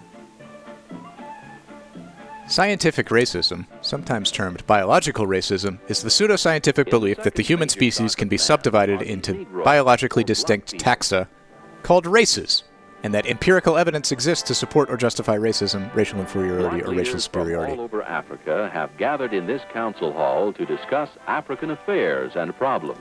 Before the mid-20th century, scientific racism was accepted throughout the scientific community, Black tribal chief, but it is no longer considered scientific. State with his prime minister. Here is a beautiful black family in Africa.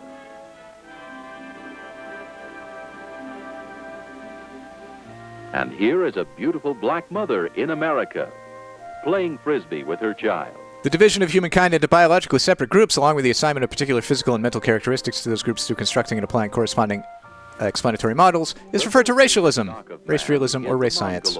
Or yellow race. Modern scientific consensus rejects this view as being irreconcilable with modern genetic research.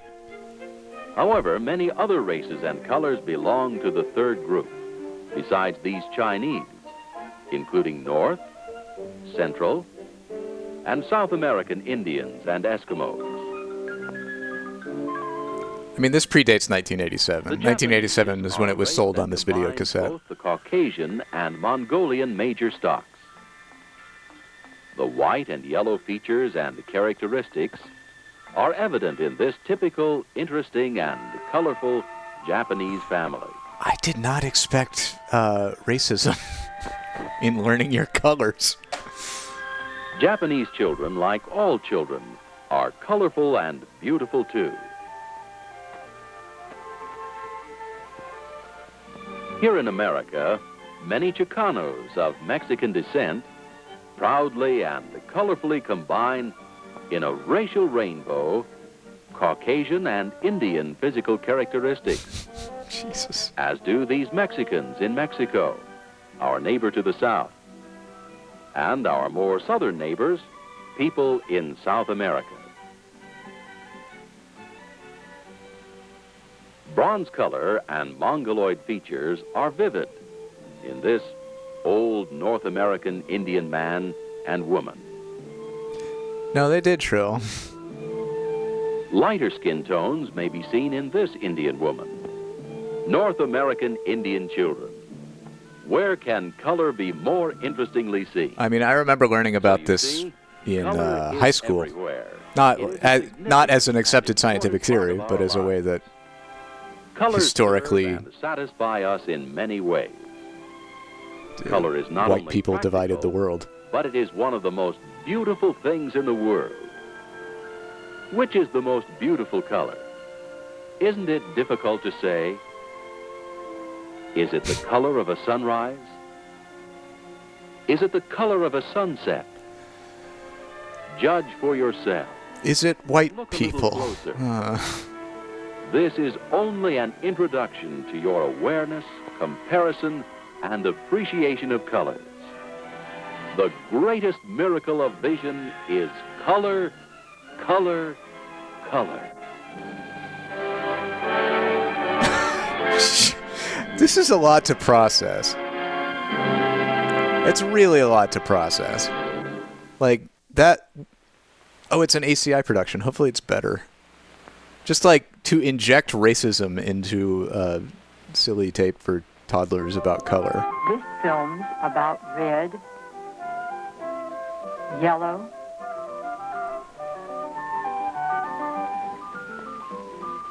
and blue. The ACI films that we've watched before have been pretty good, so I hope this one... First, we'll look at red. This one is actually about color, it seems, and not about race.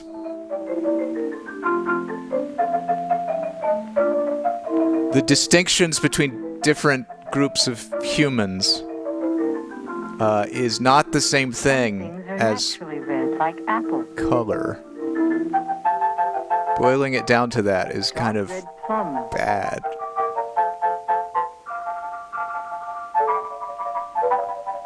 Bright red watermelon. I mean, Tomatoes. I call it racist Tomato juice. in the sense that it is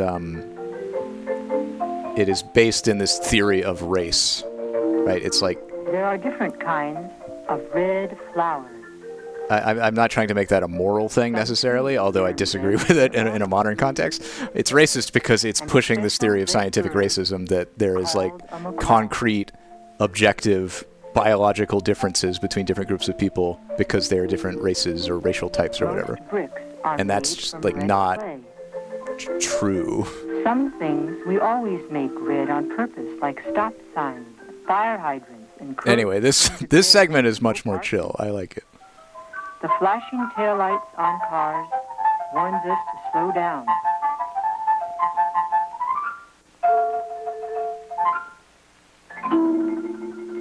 We add red coloring to food like Jell-O, and a different coloring Ooh, look at that plastic jiggle. for cups, and to glass for bottles. Even some dogs are called red. We do get La Cucaracha played on a marimba, but in this context, it's just fucking rad. I want more marimba cucaracha.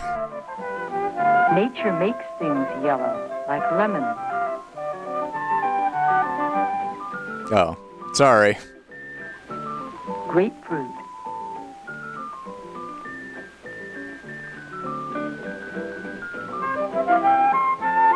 Bananas. Shows you what I know.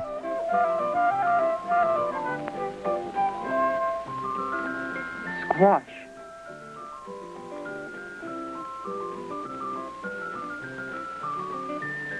Pale yellow butter.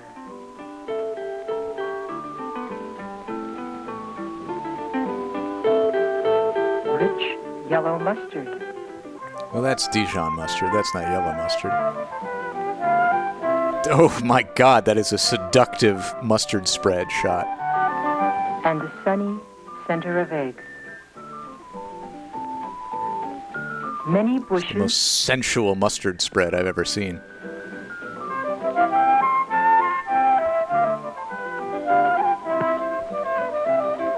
Trees. In fact, sorry, I know. I just want a clip of that mustard spread.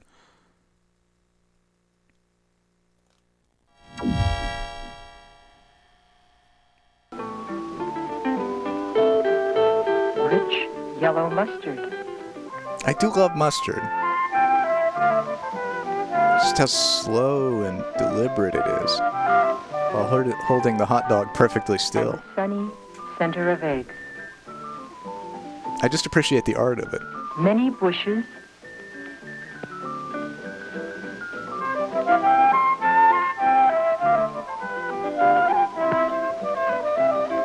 Trees. And flowers are yellow. Boy, I have to be honest with you. I haven't. It's been like a week and a half since our last stream because I was out of town. Too. And I'm like, boy, oh my god, we've only been doing this for an hour and 40 minutes, and I usually go for like at least 3. What's wrong with me? That's so much time to be watching VHS tapes. We add yellow food coloring. I'm glad y'all are here for it, though. And a different coloring to things like candles for birthday cakes. Ugh, don't touch it with your hands. The yellow pages in our phone book. And to metal for toy trucks and cars. Yeah, I love those 7-digit phone numbers. Last, we'll look at blue.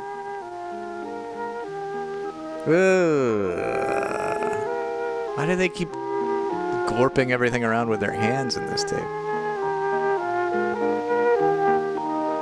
We did not watch the nature tape. There was just too much stuff going on.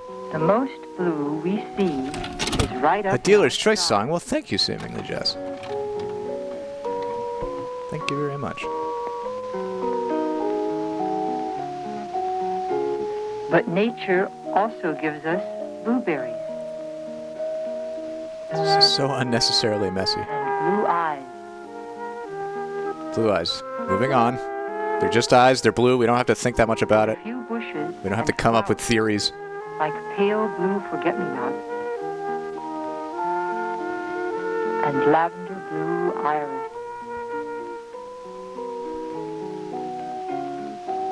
Some butterflies are blue. And birds called parakeets. What stream is this? Broadcast 85. This precious Okay. jewel called a sapphire is made from a blue rock. We make a few things blue all the time, like a first prize winning ribbon. And our mailboxes.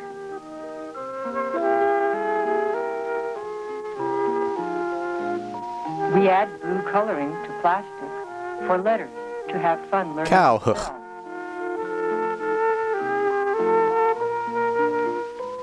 And to cardboard to make a world globe with lots of blue water showing.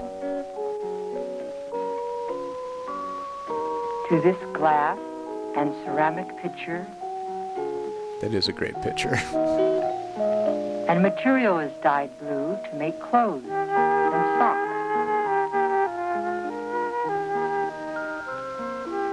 Okay, no surprises there. Red, yellow, and blue are all around us.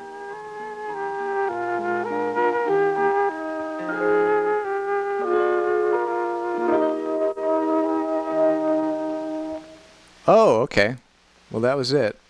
Thank you, Gwen Anderson. Are we going to get another one? Sometimes they lie about the runtime of the tapes. We're at 22 minutes. I think they might have lied. Does it say approximately 30 minutes? Okay, so we've learned that approximately 30 minutes can be 45 or it can be 22. Well, that's it. Cool. That was Educational Favorites, Learning Your Colors, with Surprise Racism.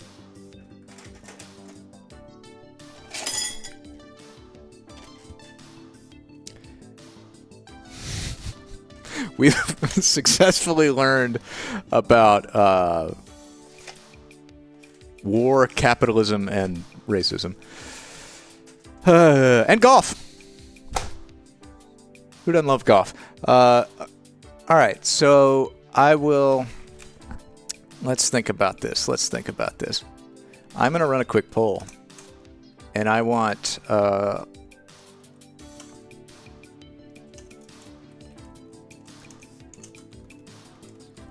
the battle of the century. You are going to tell me whether you want our 30-minute tape from a series today to be Kid Songs or Eyewitness. So we'll either do Kid Songs on the Range or one of our Eyewitness tapes. Oh, we also had a Dealer's Choice song. Let me see. Thank you, Jess.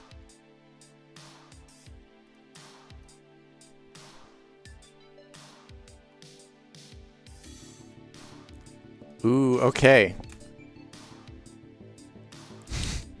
It looks like Eyewitness is going to win the poll. So as a consolation prize, right, for you Kid Songs fans, I will choose as the Dealer's Choice song. I think we'll all enjoy it. Them Bones. So we can celebrate that all of our bones are body bones and that there are no biological distinctions between the body bones of you and the body bones of your neighbor who maybe has a different ethnic background. Still just body bones.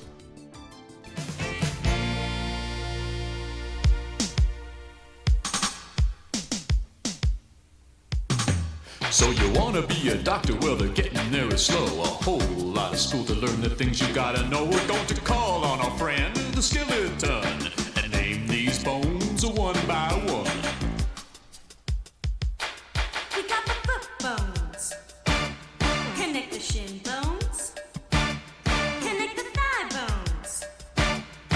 Connect the hip bones. Now what we've got here is the lower half of the body, beautiful, and that's no laugh. The other bones of the body we need to see, 'cause put together neatly they make you and me. These bones gonna walk around. These bones gonna jump around. These bones gonna dance around. These body bones. We got the finger bones. Connect the hand bones. Connect the arm bones. Connect the shoulder bones. Now you and me are gonna play a little game. I'll point to the bone and you say the name. Foot bone. Shin bone. Thigh bone. Hip bone. Finger bone. Hand bone. Arm bone. Head bone. And all these bones together make the curvy backbone. Now that is good, and now you all know how the bones fit together from head to toe. Just stand close together and do your thing. We put all the bones together again as we sing. 1, 2, say once. Oh, I'm really curious now what the end of The Prisoner is like. The shin bones connected to the Haley and I started watching The Prisoner at one point, but I don't think we finished it, sadly. and the finger bones connected to the hand bones. The hand bones connected to the But don't spoil it. Now I just know there are bones, somehow. shoulder bones, and all the bones connected to the head bone. These bones of the body love to walk around. These bones of the body love to jump around. These bones of the body love to dance around. We love these body bones. We love these body bones. We love these body bones. Thanks, Doc. All right. Thank you again to Seemingly Jess for the song. Let's move on now to what won the poll? Was it Eyewitness? I think it was Eyewitness. We're going to watch Eyewitness Sight. It has an owl. It is narrated by, oh no, Andrew Sachs. It's not a Martin Sheen. But let's watch it. This is tape number 441, sent in by Green Day Rock. Thank you, Green Day. The look of Eyewitness is dazzling. Eyewitness is a high-tech whiz-bang of a nature show, says USA Today. This is something for the whole family to watch and watch again. Well, we're certainly watching a lot of it.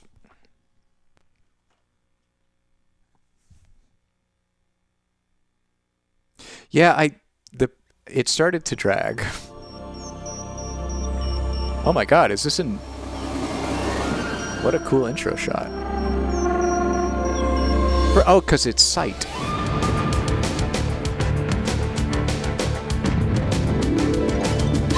Wait, what's happening?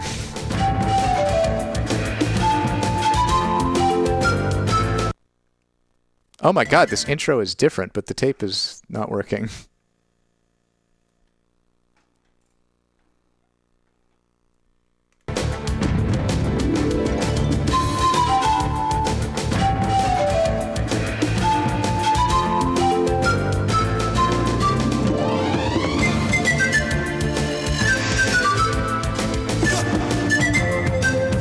So this must be the Series 2 or 3 intro.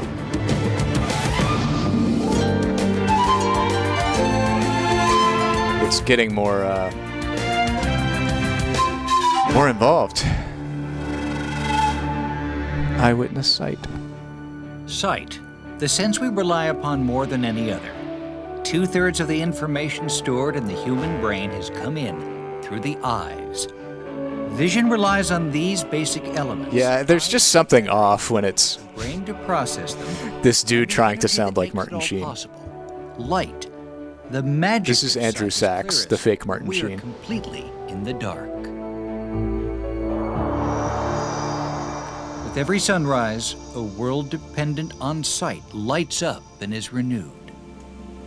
The returning sunlight powers plant growth, food for animals that are, in turn, food for others.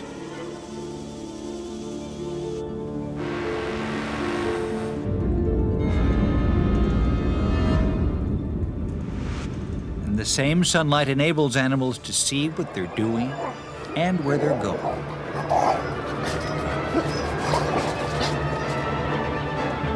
Visual signals reach us in an instant because light travels faster than anything in the known universe, nearly 1 million times faster than sound.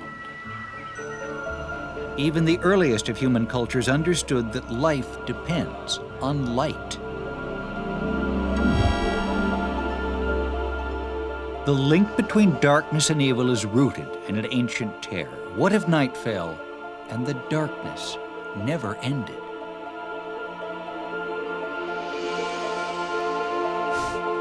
Some early cultures carried out precise rituals to ensure that the sun would reappear. In ancient Egypt, the act of procreation was simulated each morning. Oh. In South America, That's a the penis. Aztecs even carried out human sacrifice. Hindus believe the sun's return is a simple act of the divine. Night turns to day when the god Shiva opens his eyes. It's an educational penis. It's a historical penis. We're fine. Sunlight floods the sky, and a new morning begins.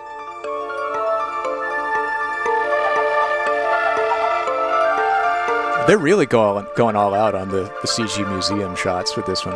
When morning comes, the creatures of the night rest, while most animals race into action. The hunters and the hunted. The game is on. Oh, no. Let me just pull up the log here and see what's getting rejected. Oh, it's a penis. It's not a penis, it's a penis. The eyes of each competitor reveal who plays which position.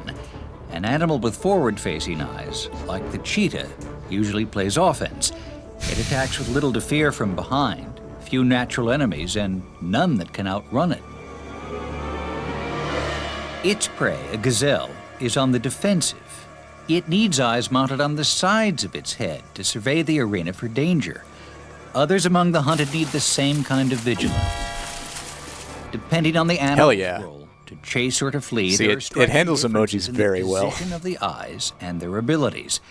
But the eyes of all vertebrate animals share a remarkably similar structure. Like if you were concerned about content moderation Early and studies filtering of and stuff, and sight wanted to and make sure it light were was made around 1,000 years ago by an Arab scientist named Ibn al-Hazan. His that it was hard to experiments revealed abuse. many of the laws of optics. You could limit this sort of feature to just emoji and it would still be kind of fun. Invented the pinhole camera, which projects an upside-down image on the screen. But I like words. I like the creativity you can imbue through. In all, Al-Hazan filled 7 books with his observations. He also described how the eye works.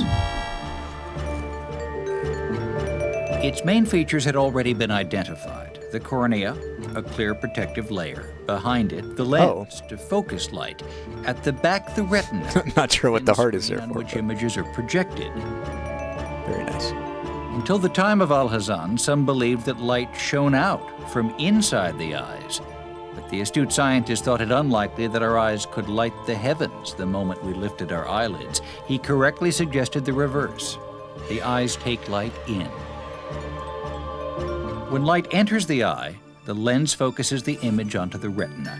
This delicate living screen is about the size and thickness of a postage stamp. Light beams bouncing off the featured attraction trigger the cells of the retina to respond. The picture show is upside down, but when the impulses reach the brain, they are interpreted right side up.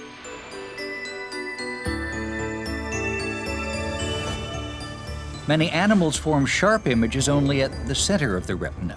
A cheetah sees clearly in a broad strip, perfectly matched to the African horizon it must scan as it hunts. But some of the cheetah's prey come Close equipped enough. with a built-in optical illusion, perfect for confusing the enemy. the hunter locks onto an easier target. The gazelle's vigilant eyesight is not enough this time. The most basic eye is simply a collection of cells that can tell light from dark. But a sudden flash of light or a passing shadow could trigger a getaway. As the animals with the best eyesight thrived, evolution brought yet more eyes, orbs, and peepers to light. From the microscopic eye of the planaria to the prominent eyeballs of squid, which include the biggest eyes of any creature. In a sunlit world, the eyes have it, a significant edge for survival. Oh, Haley's dad had... Hey, Good Fortune Coffee. Thank you for the 7-month resub. Each animal has a distinct... Yeah, as a reminder, if you are a subscriber and you have the opportunity to send a resub message, that gives you fun points. So please do feel free to do others that. by horizontal lines. So a frog probably sees only outlines or contours. Speaking of vitreous humor, Haley's dad had the surgery where they suck all the vitreous fluid out of your eye and replace it with saline. He does not perceive a grasshopper at all. And he really likes to talk about it. Although apparently it did wonders for his vision. Job of seeing. Judging distance and depth takes two. The brain compares the slightly different images and gauges just how far away the target is. Even with two good eyes, some animals cannot see directly in front of them. When a horse takes a jump, it loses sight of the approaching fence, so it relies on the rider to guide it over the jump.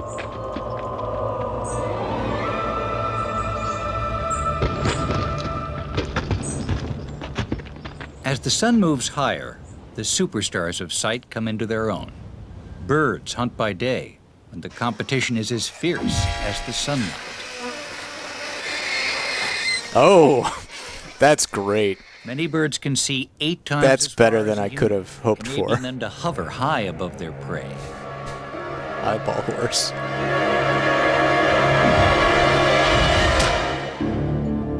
The bright light of midday could be blinding, but the eye works like a window shade, opening and closing depending on the brightness of the light.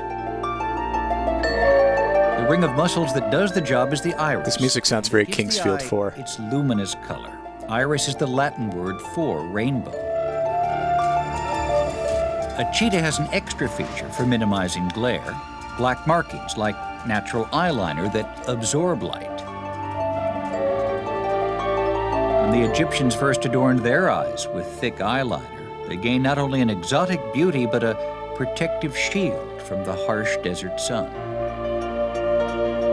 The iris surrounds a small dark window.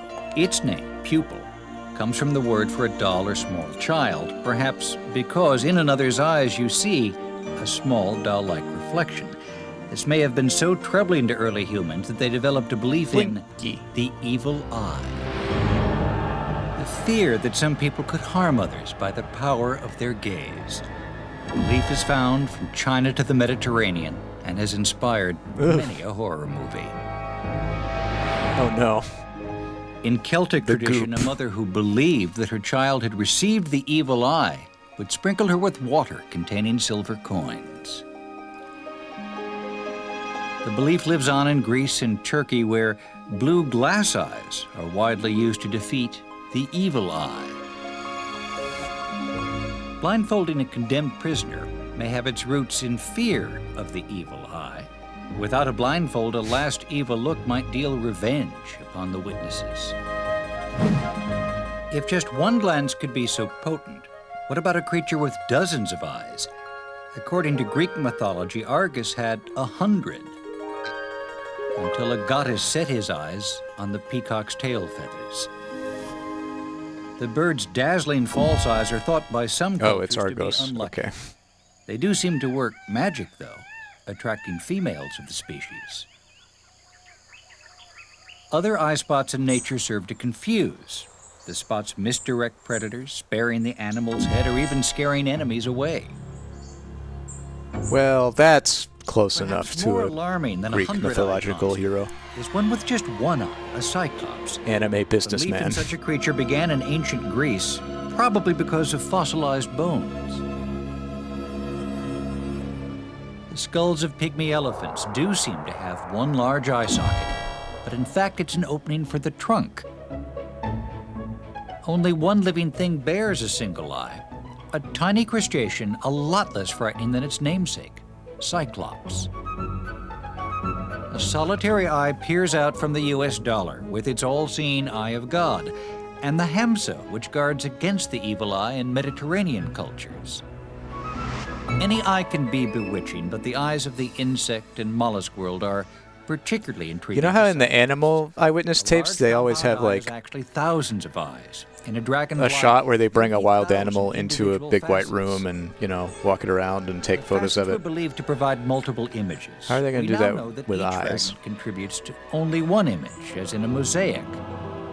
Multifaceted eyes have I would love to advantages. see a behind the scenes where they're just rolling a giant human There's no eyeball need around for a an room. eye socket or for muscles to move them. The bug-eyed look may be showy. I want a behind the scenes segment about how they perfectly captured the girl putting on eyeliner. Dragonfly's huge eyes see 30 times worse than ours. To match human vision, its eyes would need to be about the size of truck tires.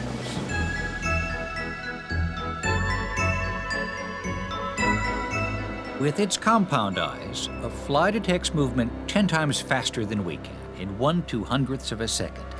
With such speed and the ability to see in nearly all directions at once, it's notoriously hard to swat. A fly escapes in much less than the blink of an eye. Oh no, the T.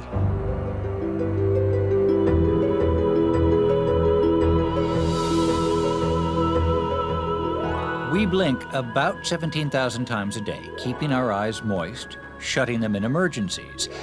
Over a day, we close our eyes for up to half an hour, even though we're wide awake.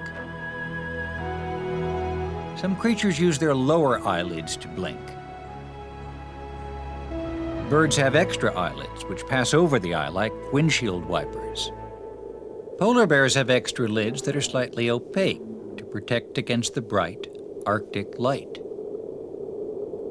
There was Humans a once really had good similar episode of Radiolab that I listened to Evolution has nearly like done away 10 with years them, ago. but traces remain in the small bits of white Radiolab from WNYC that talked about the mantis shrimp and its color vision. Nature has created endless variations on the roving eye.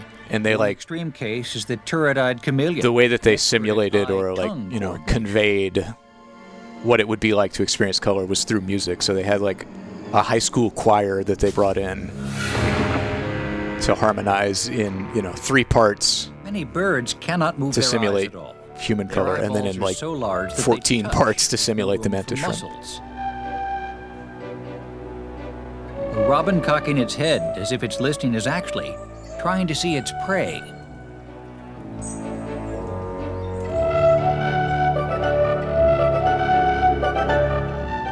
An owl tracks its target by swiveling its head, in almost a complete circle if necessary.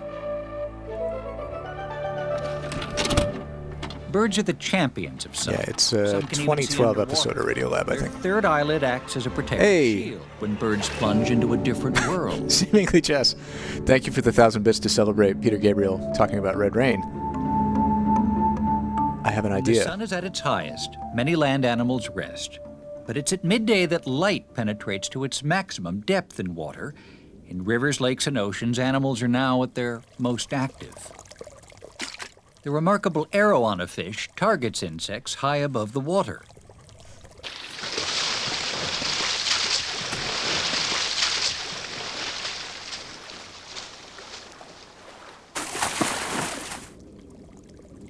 Another fish is literally up to its eyes in a watery world. The Mexican anablep uses 4 eyes to see both above and below the water. It's not an easy catch. The mantis shrimp has truly amazing eyesight. This shrimp's eye view is like looking through the crosshairs of a rifle. Hey, it's the mantis shrimp.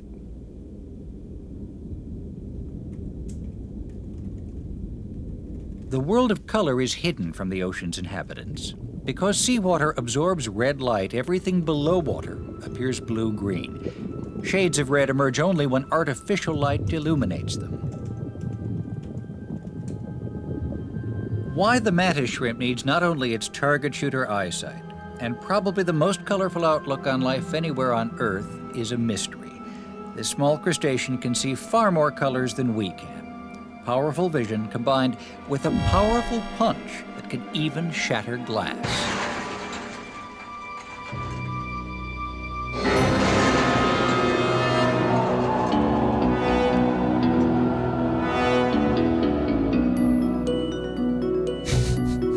The mantis shrimp is going to break into your car and steal your Seeing CDs. color is less important than detecting motion. Though a cat sees a flower bed as a blur of color, it can spot even the tiniest movement and pounce.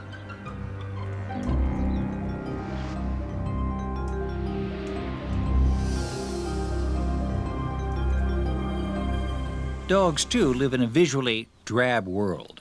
Dogs probably see little or no color, but have a keen eye for movement.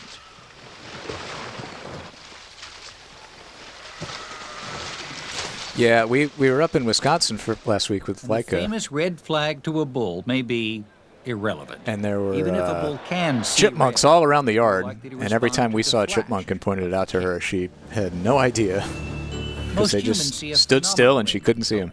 Using both eyes and in good light, we can distinguish among 10 million different shades.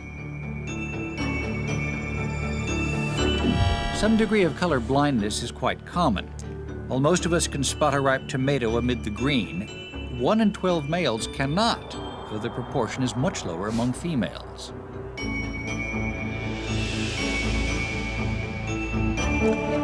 Okay, so good. We're getting some actual scientific information that is not tinged with racism about The color. real job of seeing is done by the brain.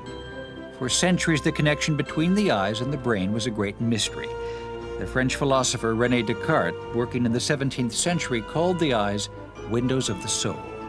He believed the brain held the seat of the soul and that animal spirit carried information from the eyes directly to this spot. In fact, a tangle of nerves makes the connection. The signal from just one cell in the eye links with as many brain cells as there are stars visible in the clearest night sky. Why did humans acquire such extraordinary color vision? Like our closest relatives in nature, we once needed to be able to spot ripe red fruit hidden in dense green foliage. Now we can enjoy our color vision in less urgent circumstances. But where does color come from? Sunlight looks white. Isaac Newton, the English mathematician, revealed light's split personality. Working with glass prisms, he showed that white light can be split. When the beam Hey, is bent by Joshy different D. amounts, Thank light you. breaks It's up good to into be the back. colors of the spectrum. We're learning about eyesight and colors from the Eyewitness series. We previously learned about colors and scientific racism The color of an object is from the color an of the educational light film about colors from all other the colors 70s. are absorbed. A leaf soaks up virtually you all missed the that. colors of light except one, green. Green seems the very essence of greenery, yet it's this color that's I do like this tape better of because no it's use talking to about, plant you know, the as it science turns of color light perception into food. and not Mongoloids and Caucasians. Light's colorful performances fascinate us, especially in displays like the aurora, the dramatic light show of the polar skies. Or a rainbow, which appears when sunlight strikes raindrops at exactly the right angle. Another of nature's illusions, a mirage, appears when warm air next to the ground is trapped by cooler air above it. This bends light, allowing us to see distant objects over the horizon. Atari What camel. looks like a pool of water dancing across the desert may well prove to be just a pocket of air.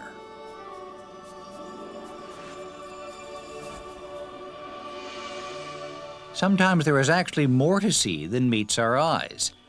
Flowers attract insects with colors in the ultraviolet range. With special cameras, we can see how the blossoms glow like beacons, guiding insects straight to the prize, nectar.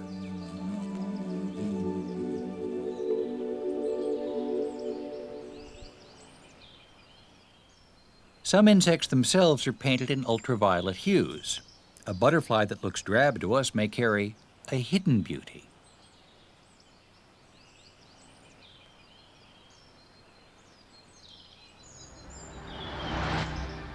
Humans cannot share an animal's perception, since the real act of seeing happens inside the brain. And what's more, the brain doesn't always see what's there.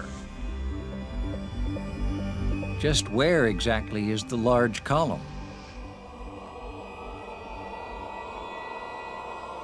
The brain can make some startling adjustments.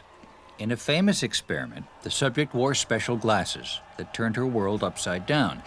How could she function, much less ride a bicycle? But in just 1 week, her brain had learned to compensate. Then when she removed the glasses, her brain had to adjust again. And it did. That was me traveling to Japan and trick the eye, or rather the eye-brain combination. having to relearn which side to walk on when you run into someone coming the other way out of the men's room. Many illusions are based on what our brains expect to see.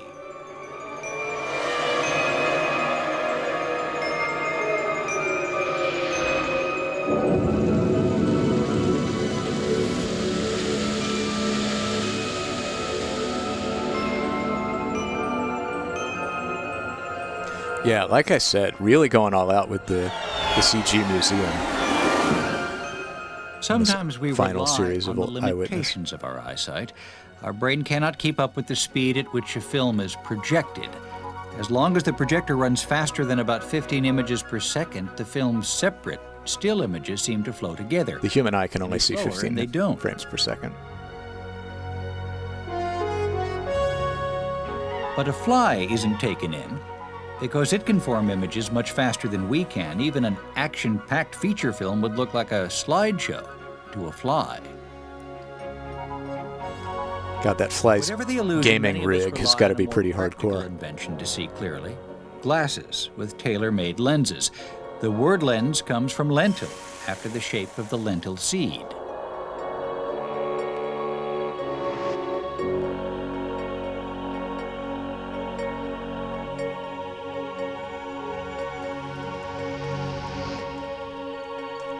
In the 19th century, water-filled lenses known as condensers were used to focus light on intricate lacework.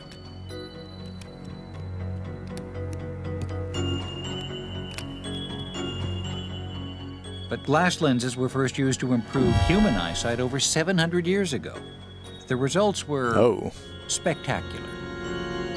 Some of the first eyeglass wearers were monks who often read and copied manuscripts in poor light.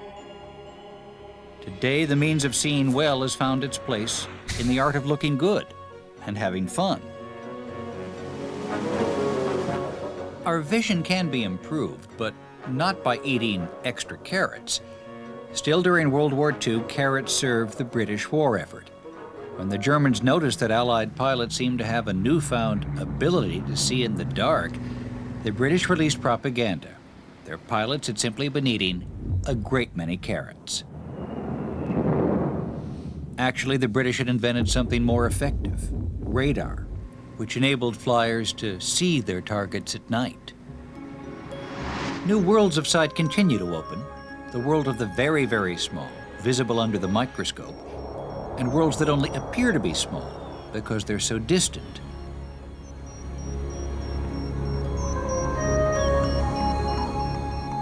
As day ends, sunlight fades and most animals settle down for the night.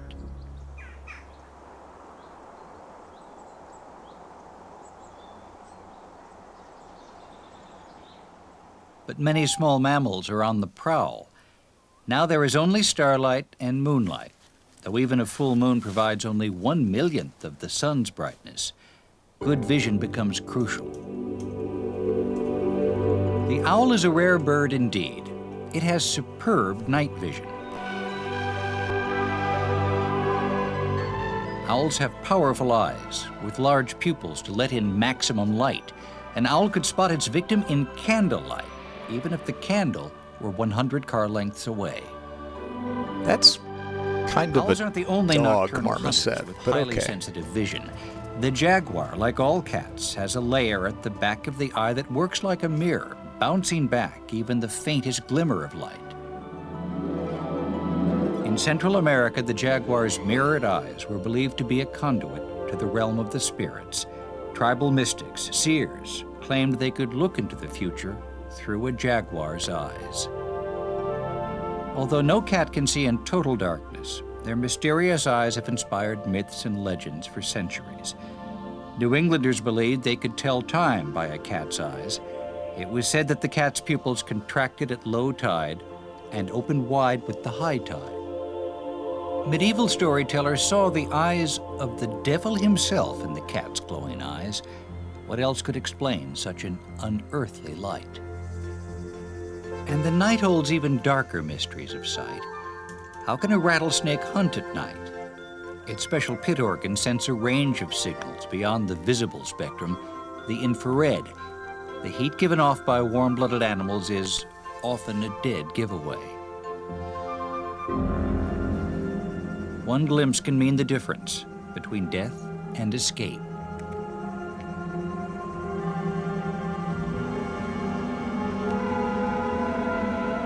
Whiskerino. For the creatures of the night, the dawn lifts the danger. The energy source behind every glimpse returns. Of all there is to see on Earth, the return of daylight is surely a sight to behold.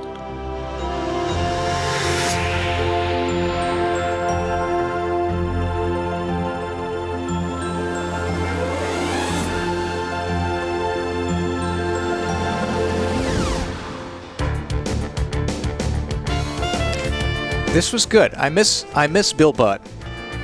I gotta say, I miss Bill Butt, but this was good.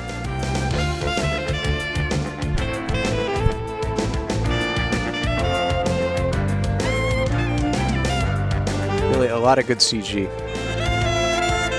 from 1996.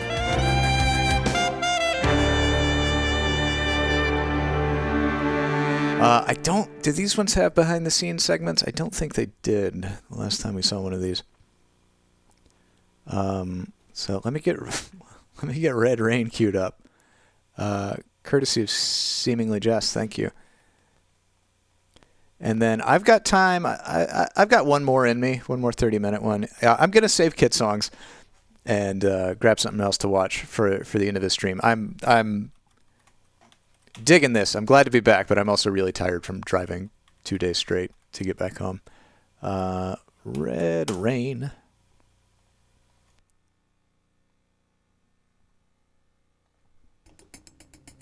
Red Rain.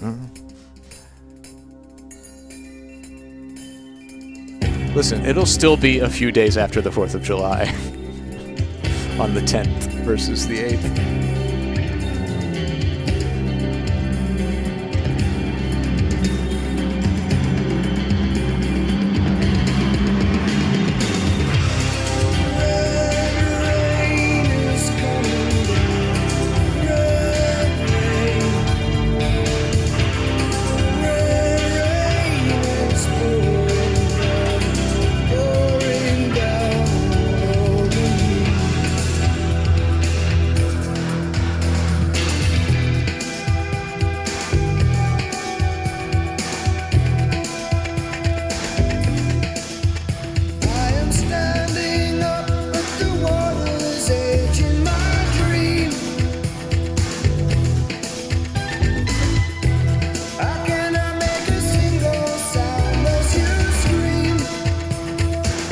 I've never actually listened to the lyrics of this one.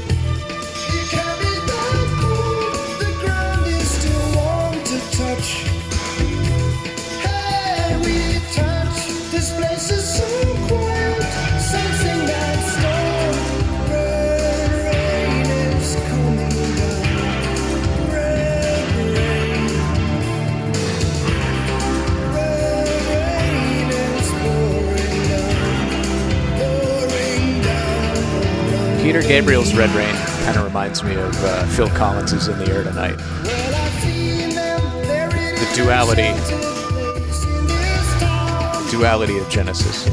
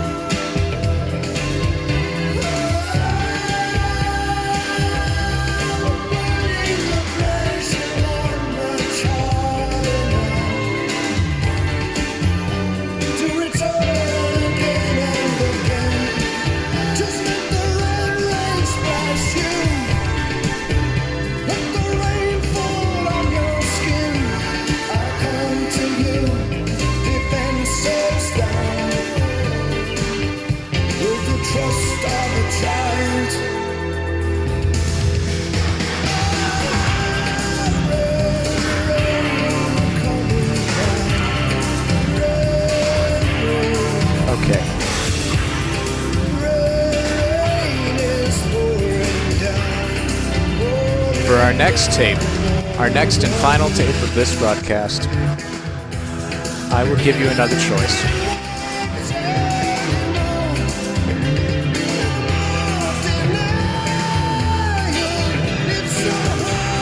The one I picked out was Memory and Imagination, New Pathways to the Library of Congress. Also very American, featuring all of these American artists. Pete Seeger, Julia Child, Francis Ford Coppola, Penn and Teller, Steve Jobs. 30 minutes. Or Kid Song's Home on the Range, formerly titled Sing Out America. I have started a poll.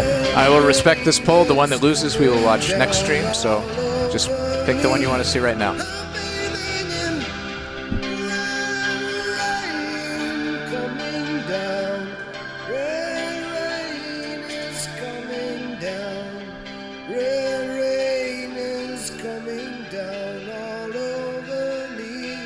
Ooh, it's neck and neck.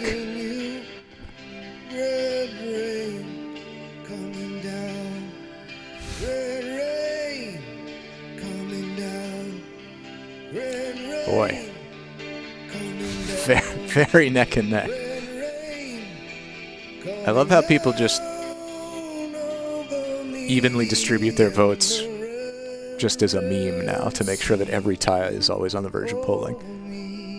I assume that's what's happening. Oh boy, it's... get your tiebreaker in there. Library of Congress by 1. Hey! Good snipe, good snipe. All right, so we're going to end with our 30-minute Library of Congress tape, which I recently picked up from a thrift store locally. Library of Congress. Memory and Imagination. New Pathways to the Library of Congress. This doesn't have a lot of information, but it is, yeah, maybe from the early 80s, I would guess, from this. It's a very... Ooh.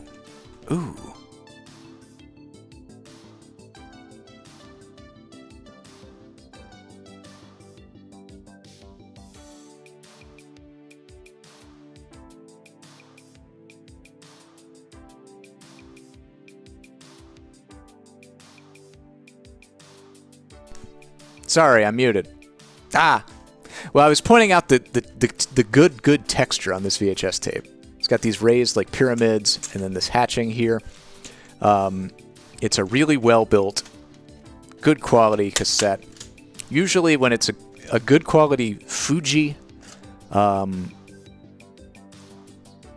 that tends to mean that it's older. Like in the early days of VHS, there weren't just a million different manufacturers pumping out VHS cassettes. You had to like import them from Japan, and they were expensive. So I'm guessing this is from maybe the early 80s. Also based on the graphic design, but maybe it's more 90s. I don't know. It just lists the names of these people who were featured. So let's check it out. Let's see what we get.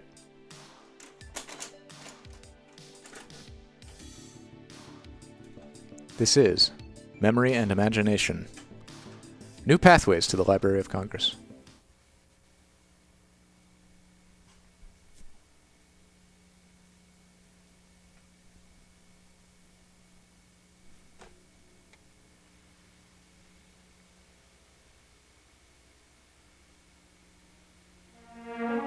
It's like Eyewitness, but in real life.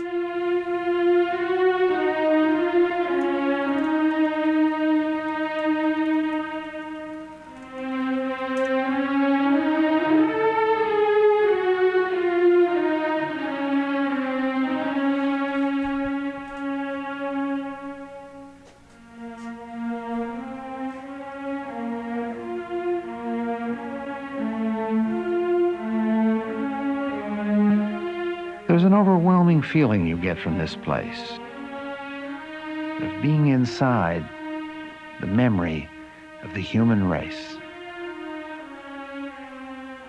In the past, the fragile record of civilization's memory and imagination has often been lost, forgotten, or destroyed. Hooray, the most archival. Devastating loss was from the Library of Alexandria, the repository of wisdom for the entire ancient world.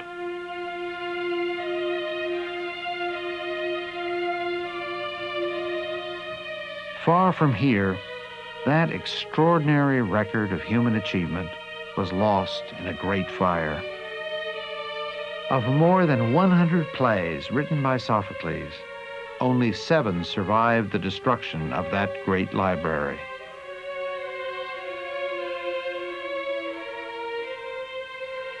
The Alexandrian Library of today is the Library of Congress, mankind's largest repository of knowledge and information. It's so many card catalog files. 25 million catalog cards. 90 million individual items. 500,000 motion picture reels. 15 million books. Well, that's cool and all, but the Golden VCR library 70 languages. has 662 VHS tapes. 7 million musical items. Pretty cool. We're well on our way to the millions. 535 miles of shelves.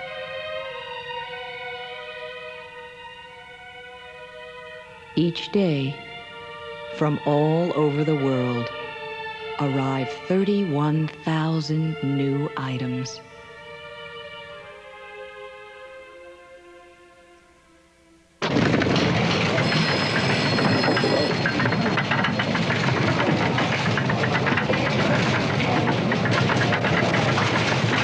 Oh, that's right. Like, if you publish a book or something, you have to send a copy to the Library of Congress. Growing at a rate that doubles the stuff that we have probably every 4 or 5 years. There, you know, all sorts of laws like that are involved that seem kind of outdated nowadays, and I don't know if they still with do information that. and how we map it and how we connect it. The heightened ability to find If you're like, pass through if all you the self-publish your information that's in this building Abraham Lincoln is what the slash Library of fic on Congress Amazon or and what whatever, you learning in probably general don't get a should be copy sent to the dedicated Library of Congress. Learning is remembering what you're interested in. And it's the connections between node of interest and node of interest that allows you to grow as an individual. And it's those connections, those paths, that this building and this institution is devoted to. Maps are the most extraordinary metaphor for the organization and understanding of information. Maps tell us what we know, and maps historically have also been what we don't know. One of the early experiments of looking at a place is the Aspen movie map, which allowed you to go down a street in Aspen and, as you desire, look at a building and see what that building looked like 10 years ago, 50 years ago, as you drive through information. Photographic records of Aspen and the buildings there allowed you to paint your own path through the town. It's Google Street View. And along a street, and be able a hypermedia system developed at MIT to you as you want it. You're in the driver's developed seat. in 1978 with funding from Plotting ARPA. your personal path through information. And really, that's the key to understanding. Encouraging learning by creating stimulating, easy-to-travel avenues through entire bodies of knowledge. I was doing research for the television miniseries that I did about Lincoln. And I had to come down to Washington for another reason, and I had a half a day. And I found my way to the library, and I walked up to an information desk, and I said, do you have anything here about Lincoln? And the woman at the desk just looked at me like I was from Mars. And that's when I found out that the Library of Congress has all of Lincoln's papers. The Lincoln Presidential Library is within the Library of Congress. I remember the first time I saw these, when I was doing research for Lincoln. These are the contents of Lincoln's pockets on the night that he was assassinated. You don't often expect the library to have these kinds of things. I made a list, and I asked the prop department to give me facsimiles, and they found very, very close facsimiles, and I carried these other things in my pocket. And it roots it in a kind of reality that no amount of reading could ever do. I was looking for a feeling of Lincoln. This one photograph tells it all. There's a one of the people I've been following on YouTube for the longest time is Brady Heron, who makes videos at the University of Nottingham. And he has a series, it's a YouTube channel called Objectivity, where he and the archives, the guy who's in charge of the archives at the Royal Society, go through and make videos about artifacts and scientific papers from the 1700s and cool stuff like that. It's a really neat channel if you're interested in this kind of stuff. Separate what was a whole long series of passages. This is the way it is printed in most of the scores. Oh, yes. And There this you can is the see. way it is, the original scores. Uh-huh. There is a difference of why you will play something or.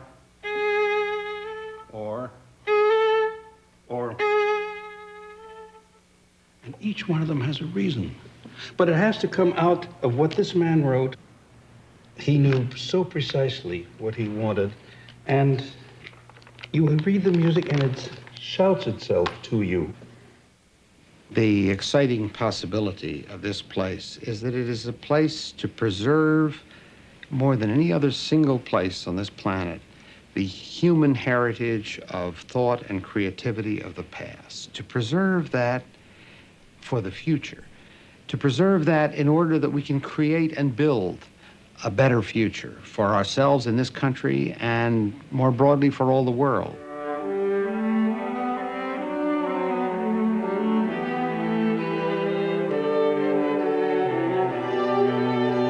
Yeah, Jefferson also went into ludicrous amounts of debt, buying shit he didn't need from Europe and having it shipped to his house. The library's renovation and restoration is a vast network of newly constructed information conduits.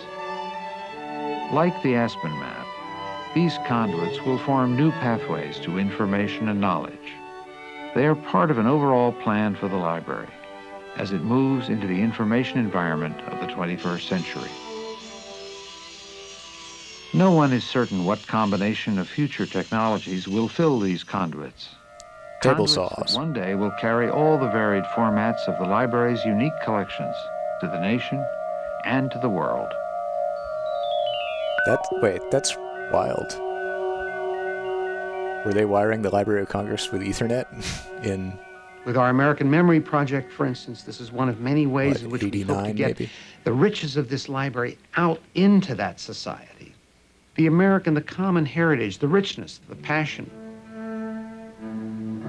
My father, Charles Seeger, worked for the government's Resettlement Administration back in 1936. He sent field recording teams out across the country to document America as it tried to recover from the Great Depression. You can see in the faces the hunger, the suffering. You can also see determination and the spirit that would lead us out of that very difficult period.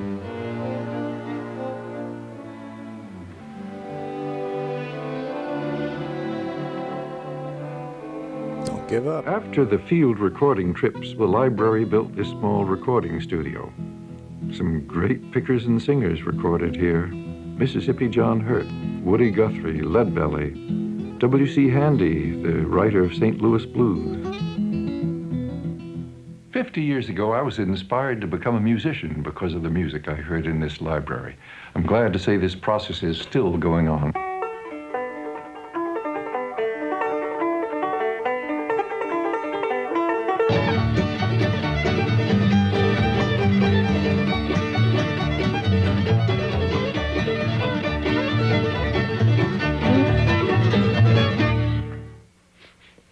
You know, you never know what you're going to find when you start browsing among these old cookbooks. Julia Child, God, she's such a delightful woman. The Library of Congress collection was in the 1400s, and I think the Italians were the masters of cooking at that point, but still things were rather in a chaotic state and nothing much had been written down.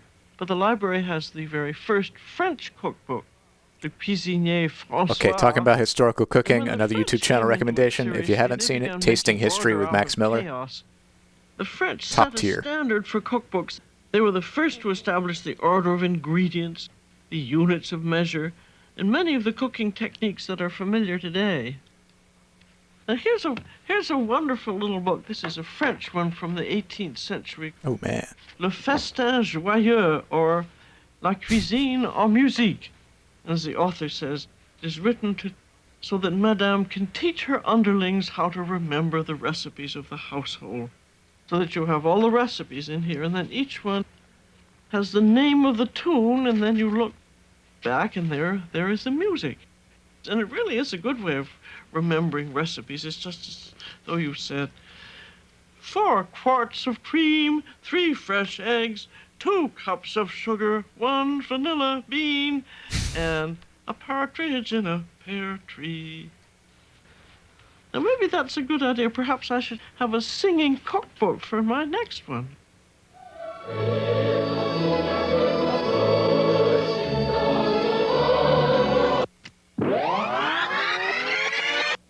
Library of Congress, Oh man, yeah. audio restoration, take 3. You gotta keep perfecting your pork chop game. It's a lifelong journey.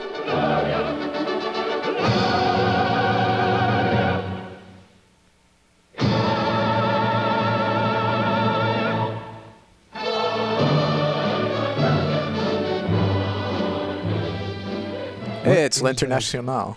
Incredible moment that is yours when you suddenly played a phrase and you yourself are moved to tears.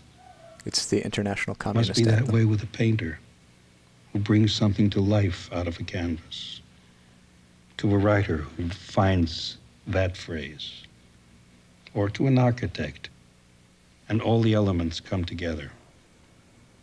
You know, if we ever lose the ability to wonder and the idea that we can accomplish, in reality we cease to exist. The secret of why we continue to strive as human beings for something more than ourselves is part of the history of man, the written history of man.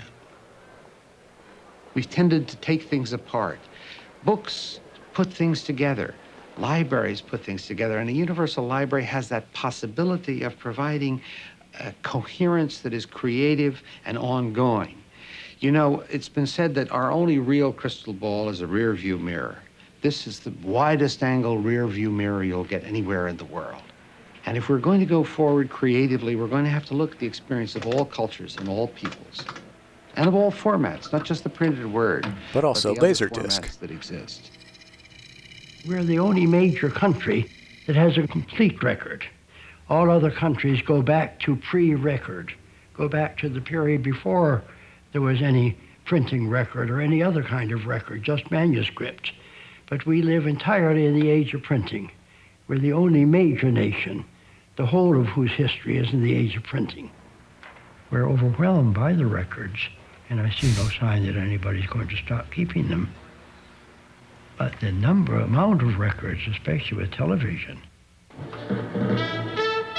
who can keep up with it? This is ABC News Nightline. Reporting from Washington, Ted Koppel. As he so often does, the senior... We record everything. Everything. The impact of that becomes totally numbing. I mean, future generations are going to be looking at literally billions of pictures and reams of videotape and film. Reams of videotape, eh? I'm not sure that they'll be able to make any sense. I learned recently, I'd heard about Marion Stokes, the woman who recorded multiple TV channels nonstop for like 10 years. Extraordinary effort or longer. Work out the exact genetic... Apparently, I learned recently they made a documentary about her. The number of letters that are used to that I have not seen, but I'd like to. Which makes us human is about 3 billion. This is an amount of information which is about 1 million times greater than we've ever tried before. And I guess it just reflects the fact that our civilization, in any way you look at it, is more and more complicated. And how are you going to live with complexity? Currently, 77 million volumes in the United States alone are subject to destruction. And that's why unity of knowledge requires a coalition of forces in order to preserve our heritage, whether in clay tablets, whether in carvings in Egypt, whether the tomb of Nefertiti, whether the Venetian palaces, whether caves in China. That's why preservation has become such an important component of memory and the legacy.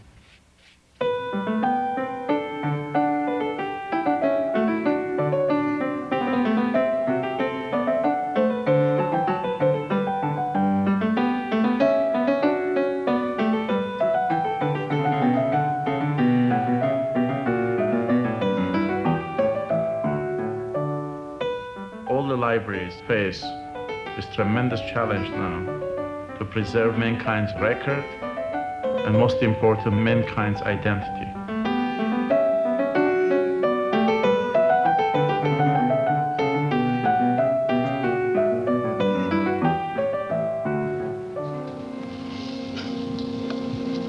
Help me if you can, for God's sakes. Edie, I'd like to help. I'd like to help, but I'm nothing like This is really fascinating. It's taking us through like every form of media that the Library of Congress preserves and showing us like, I shouldn't have asked you. look, we catalog this too. No matter how old or how new. Believe me, I swear to God, Edie.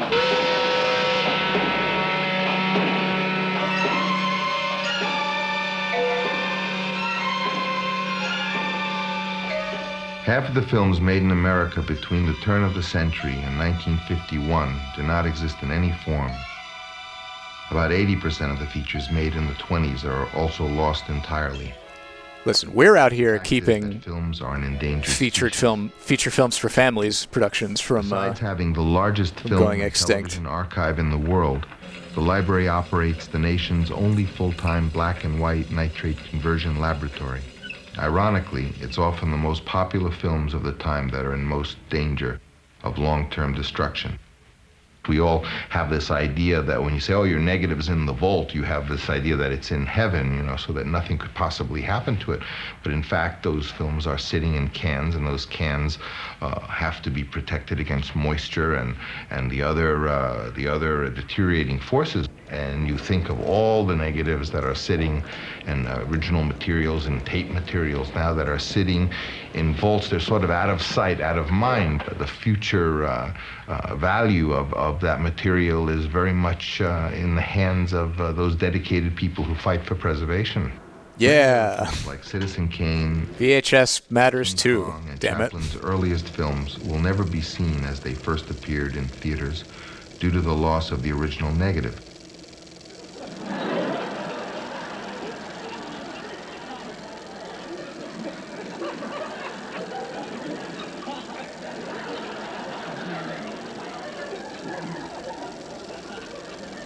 The newly restored negatives of many classics reside in the library's cold vault, where they will be preserved for future generations. The library's record of America in the last 100 years is especially rich, documenting all areas of American achievement, from Thomas Edison to George and Ira Gershwin.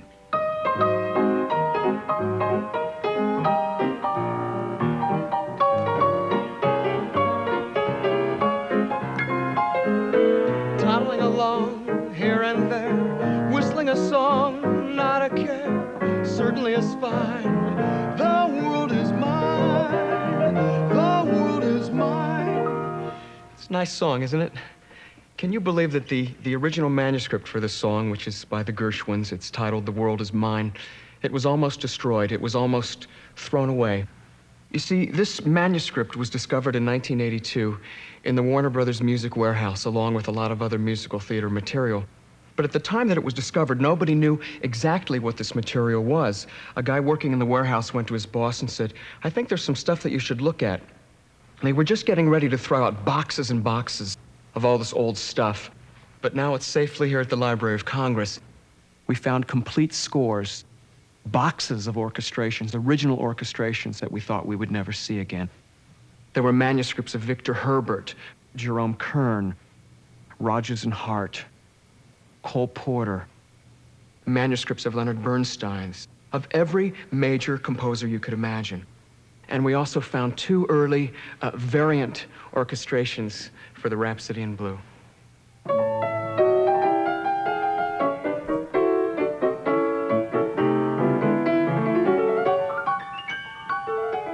In 1938, Ira donated his first manuscript. I do love me some Rhapsody in Blue. And through the years, through the next almost 40 years of his life, he donated a constant amount of material. And there are many other collections that bear the names of Freud, Einstein, Groucho Marx, Walt Whitman, and even Harry Houdini. Mr. Houdini, meet Penn and Teller, no novices in the art of magic themselves. This is the room. Oh, young Penn and Teller. So this is it. This is what Houdini had. These are the books that Houdini loved. But we can't talk to Houdini. Oh no, but I'll reconnect tell you, message. Going through his library, going through the books that meant a lot to him, you could learn an awful lot. And not only that, it's phenomenally rare and valuable. Oh, kidding. Pictures like this, turn of the century, Houdini.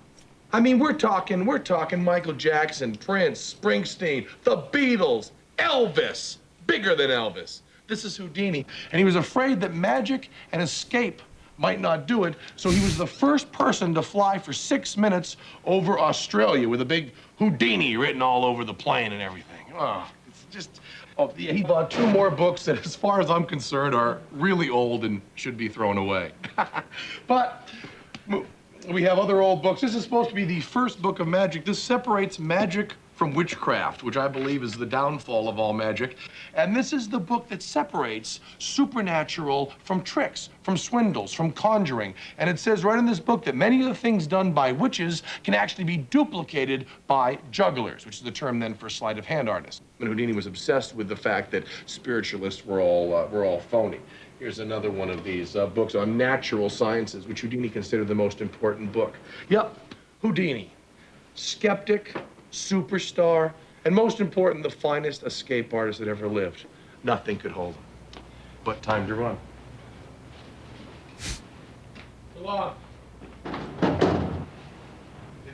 I love how they let Penn and Teller do a Penn and Teller bit. Collection! Anybody with a key?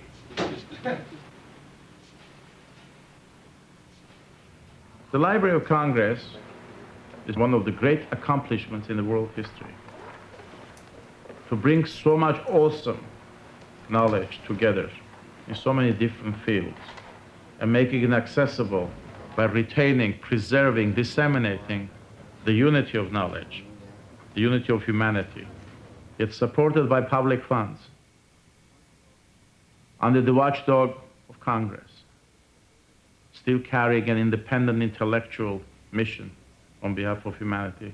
That's one of its great features, and that's one of the hallmarks of its greatness. I think the vision that some of us have is just like Andrew Carnegie a century ago. This was still when Steve Jobs was at libraries Next. throughout our country, bricks and mortar, and changed the face of America because of it. If we can begin to start to put the entire Library of Congress online in digital form, where it can be typeset on the fly on a computer screen and printed out on a laser printer on demand, then to put the entire Library of Congress in even the smallest town, all we have to do is run a network spigot into that town and hook it up to the computers, and we will have the entire Library of Congress at our fingertips. This library is That moving did kind of into happen, a thanks to the internet. decade and decades. A lot of other things happened too. All the stuff that's stored to be transmitted in an understandable form, in a personal form, in a way you can find your personal path through all of it. And the prospect of it is around the corner.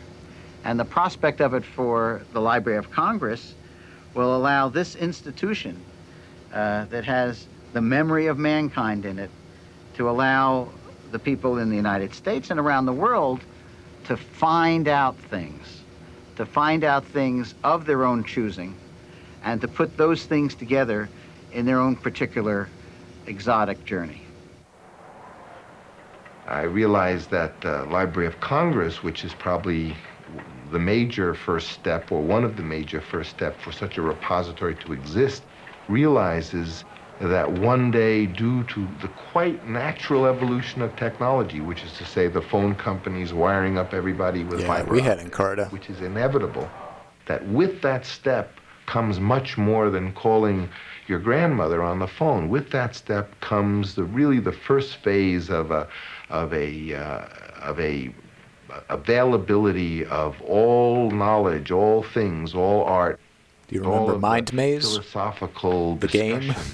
All of the films, all of the drawings, all of the recorded music, all of the performances. Also, this is really fascinating to be at like the vast vault of our common human culture, the real wealth. This point of critical mass right before the internet exploded, and they're talking about it in the future tense.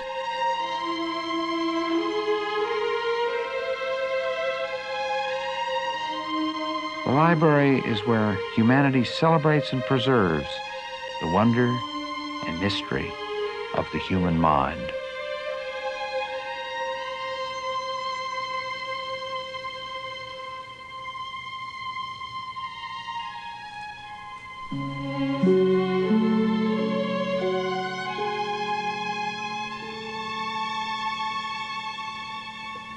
You know, the great libraries of the world are really temples of hope for the future of humanity.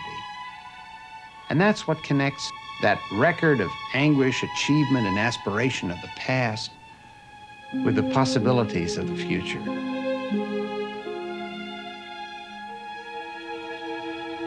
The future of civilization and the richness and the possibilities of civilization depend on that kind of magic moment that occurs uniquely and specially in libraries, where people have been reading a lot. You can't predict when it's going to happen, usually late at night or just as you're about to leave or somebody's closing up a library. The times when you take that last walk through the stacks, where having digested a lot of material, suddenly a rush of creative ideas comes to you in the present. There's this wonderful encounter between people, this is so romantic, and things and ideas that are preserved here.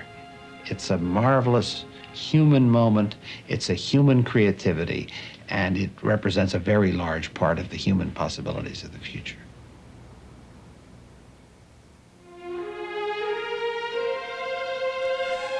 Wow, okay. I really enjoyed that. It wasn't kids' songs, but I hope you liked it too.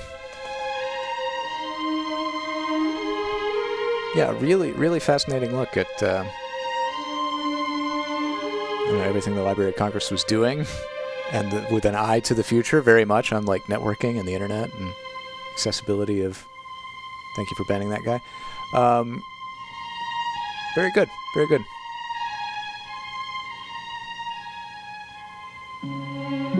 It really makes me appreciate libraries and want to, I don't know, keep them? We should probably keep doing libraries. If they're like, you know, a temple of hope for the future, it would be real bad to stop doing them.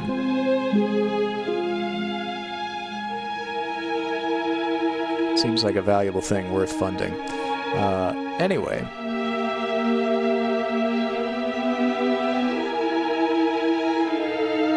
Copyright 1990, that was then? Yeah. Oh, they did 1990 with 4 X's.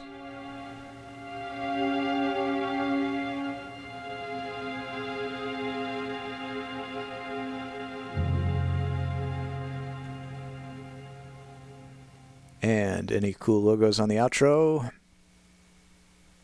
No. Well, all right. Yeah, you can do 4 of a thing in Roman numerals if it's at the end.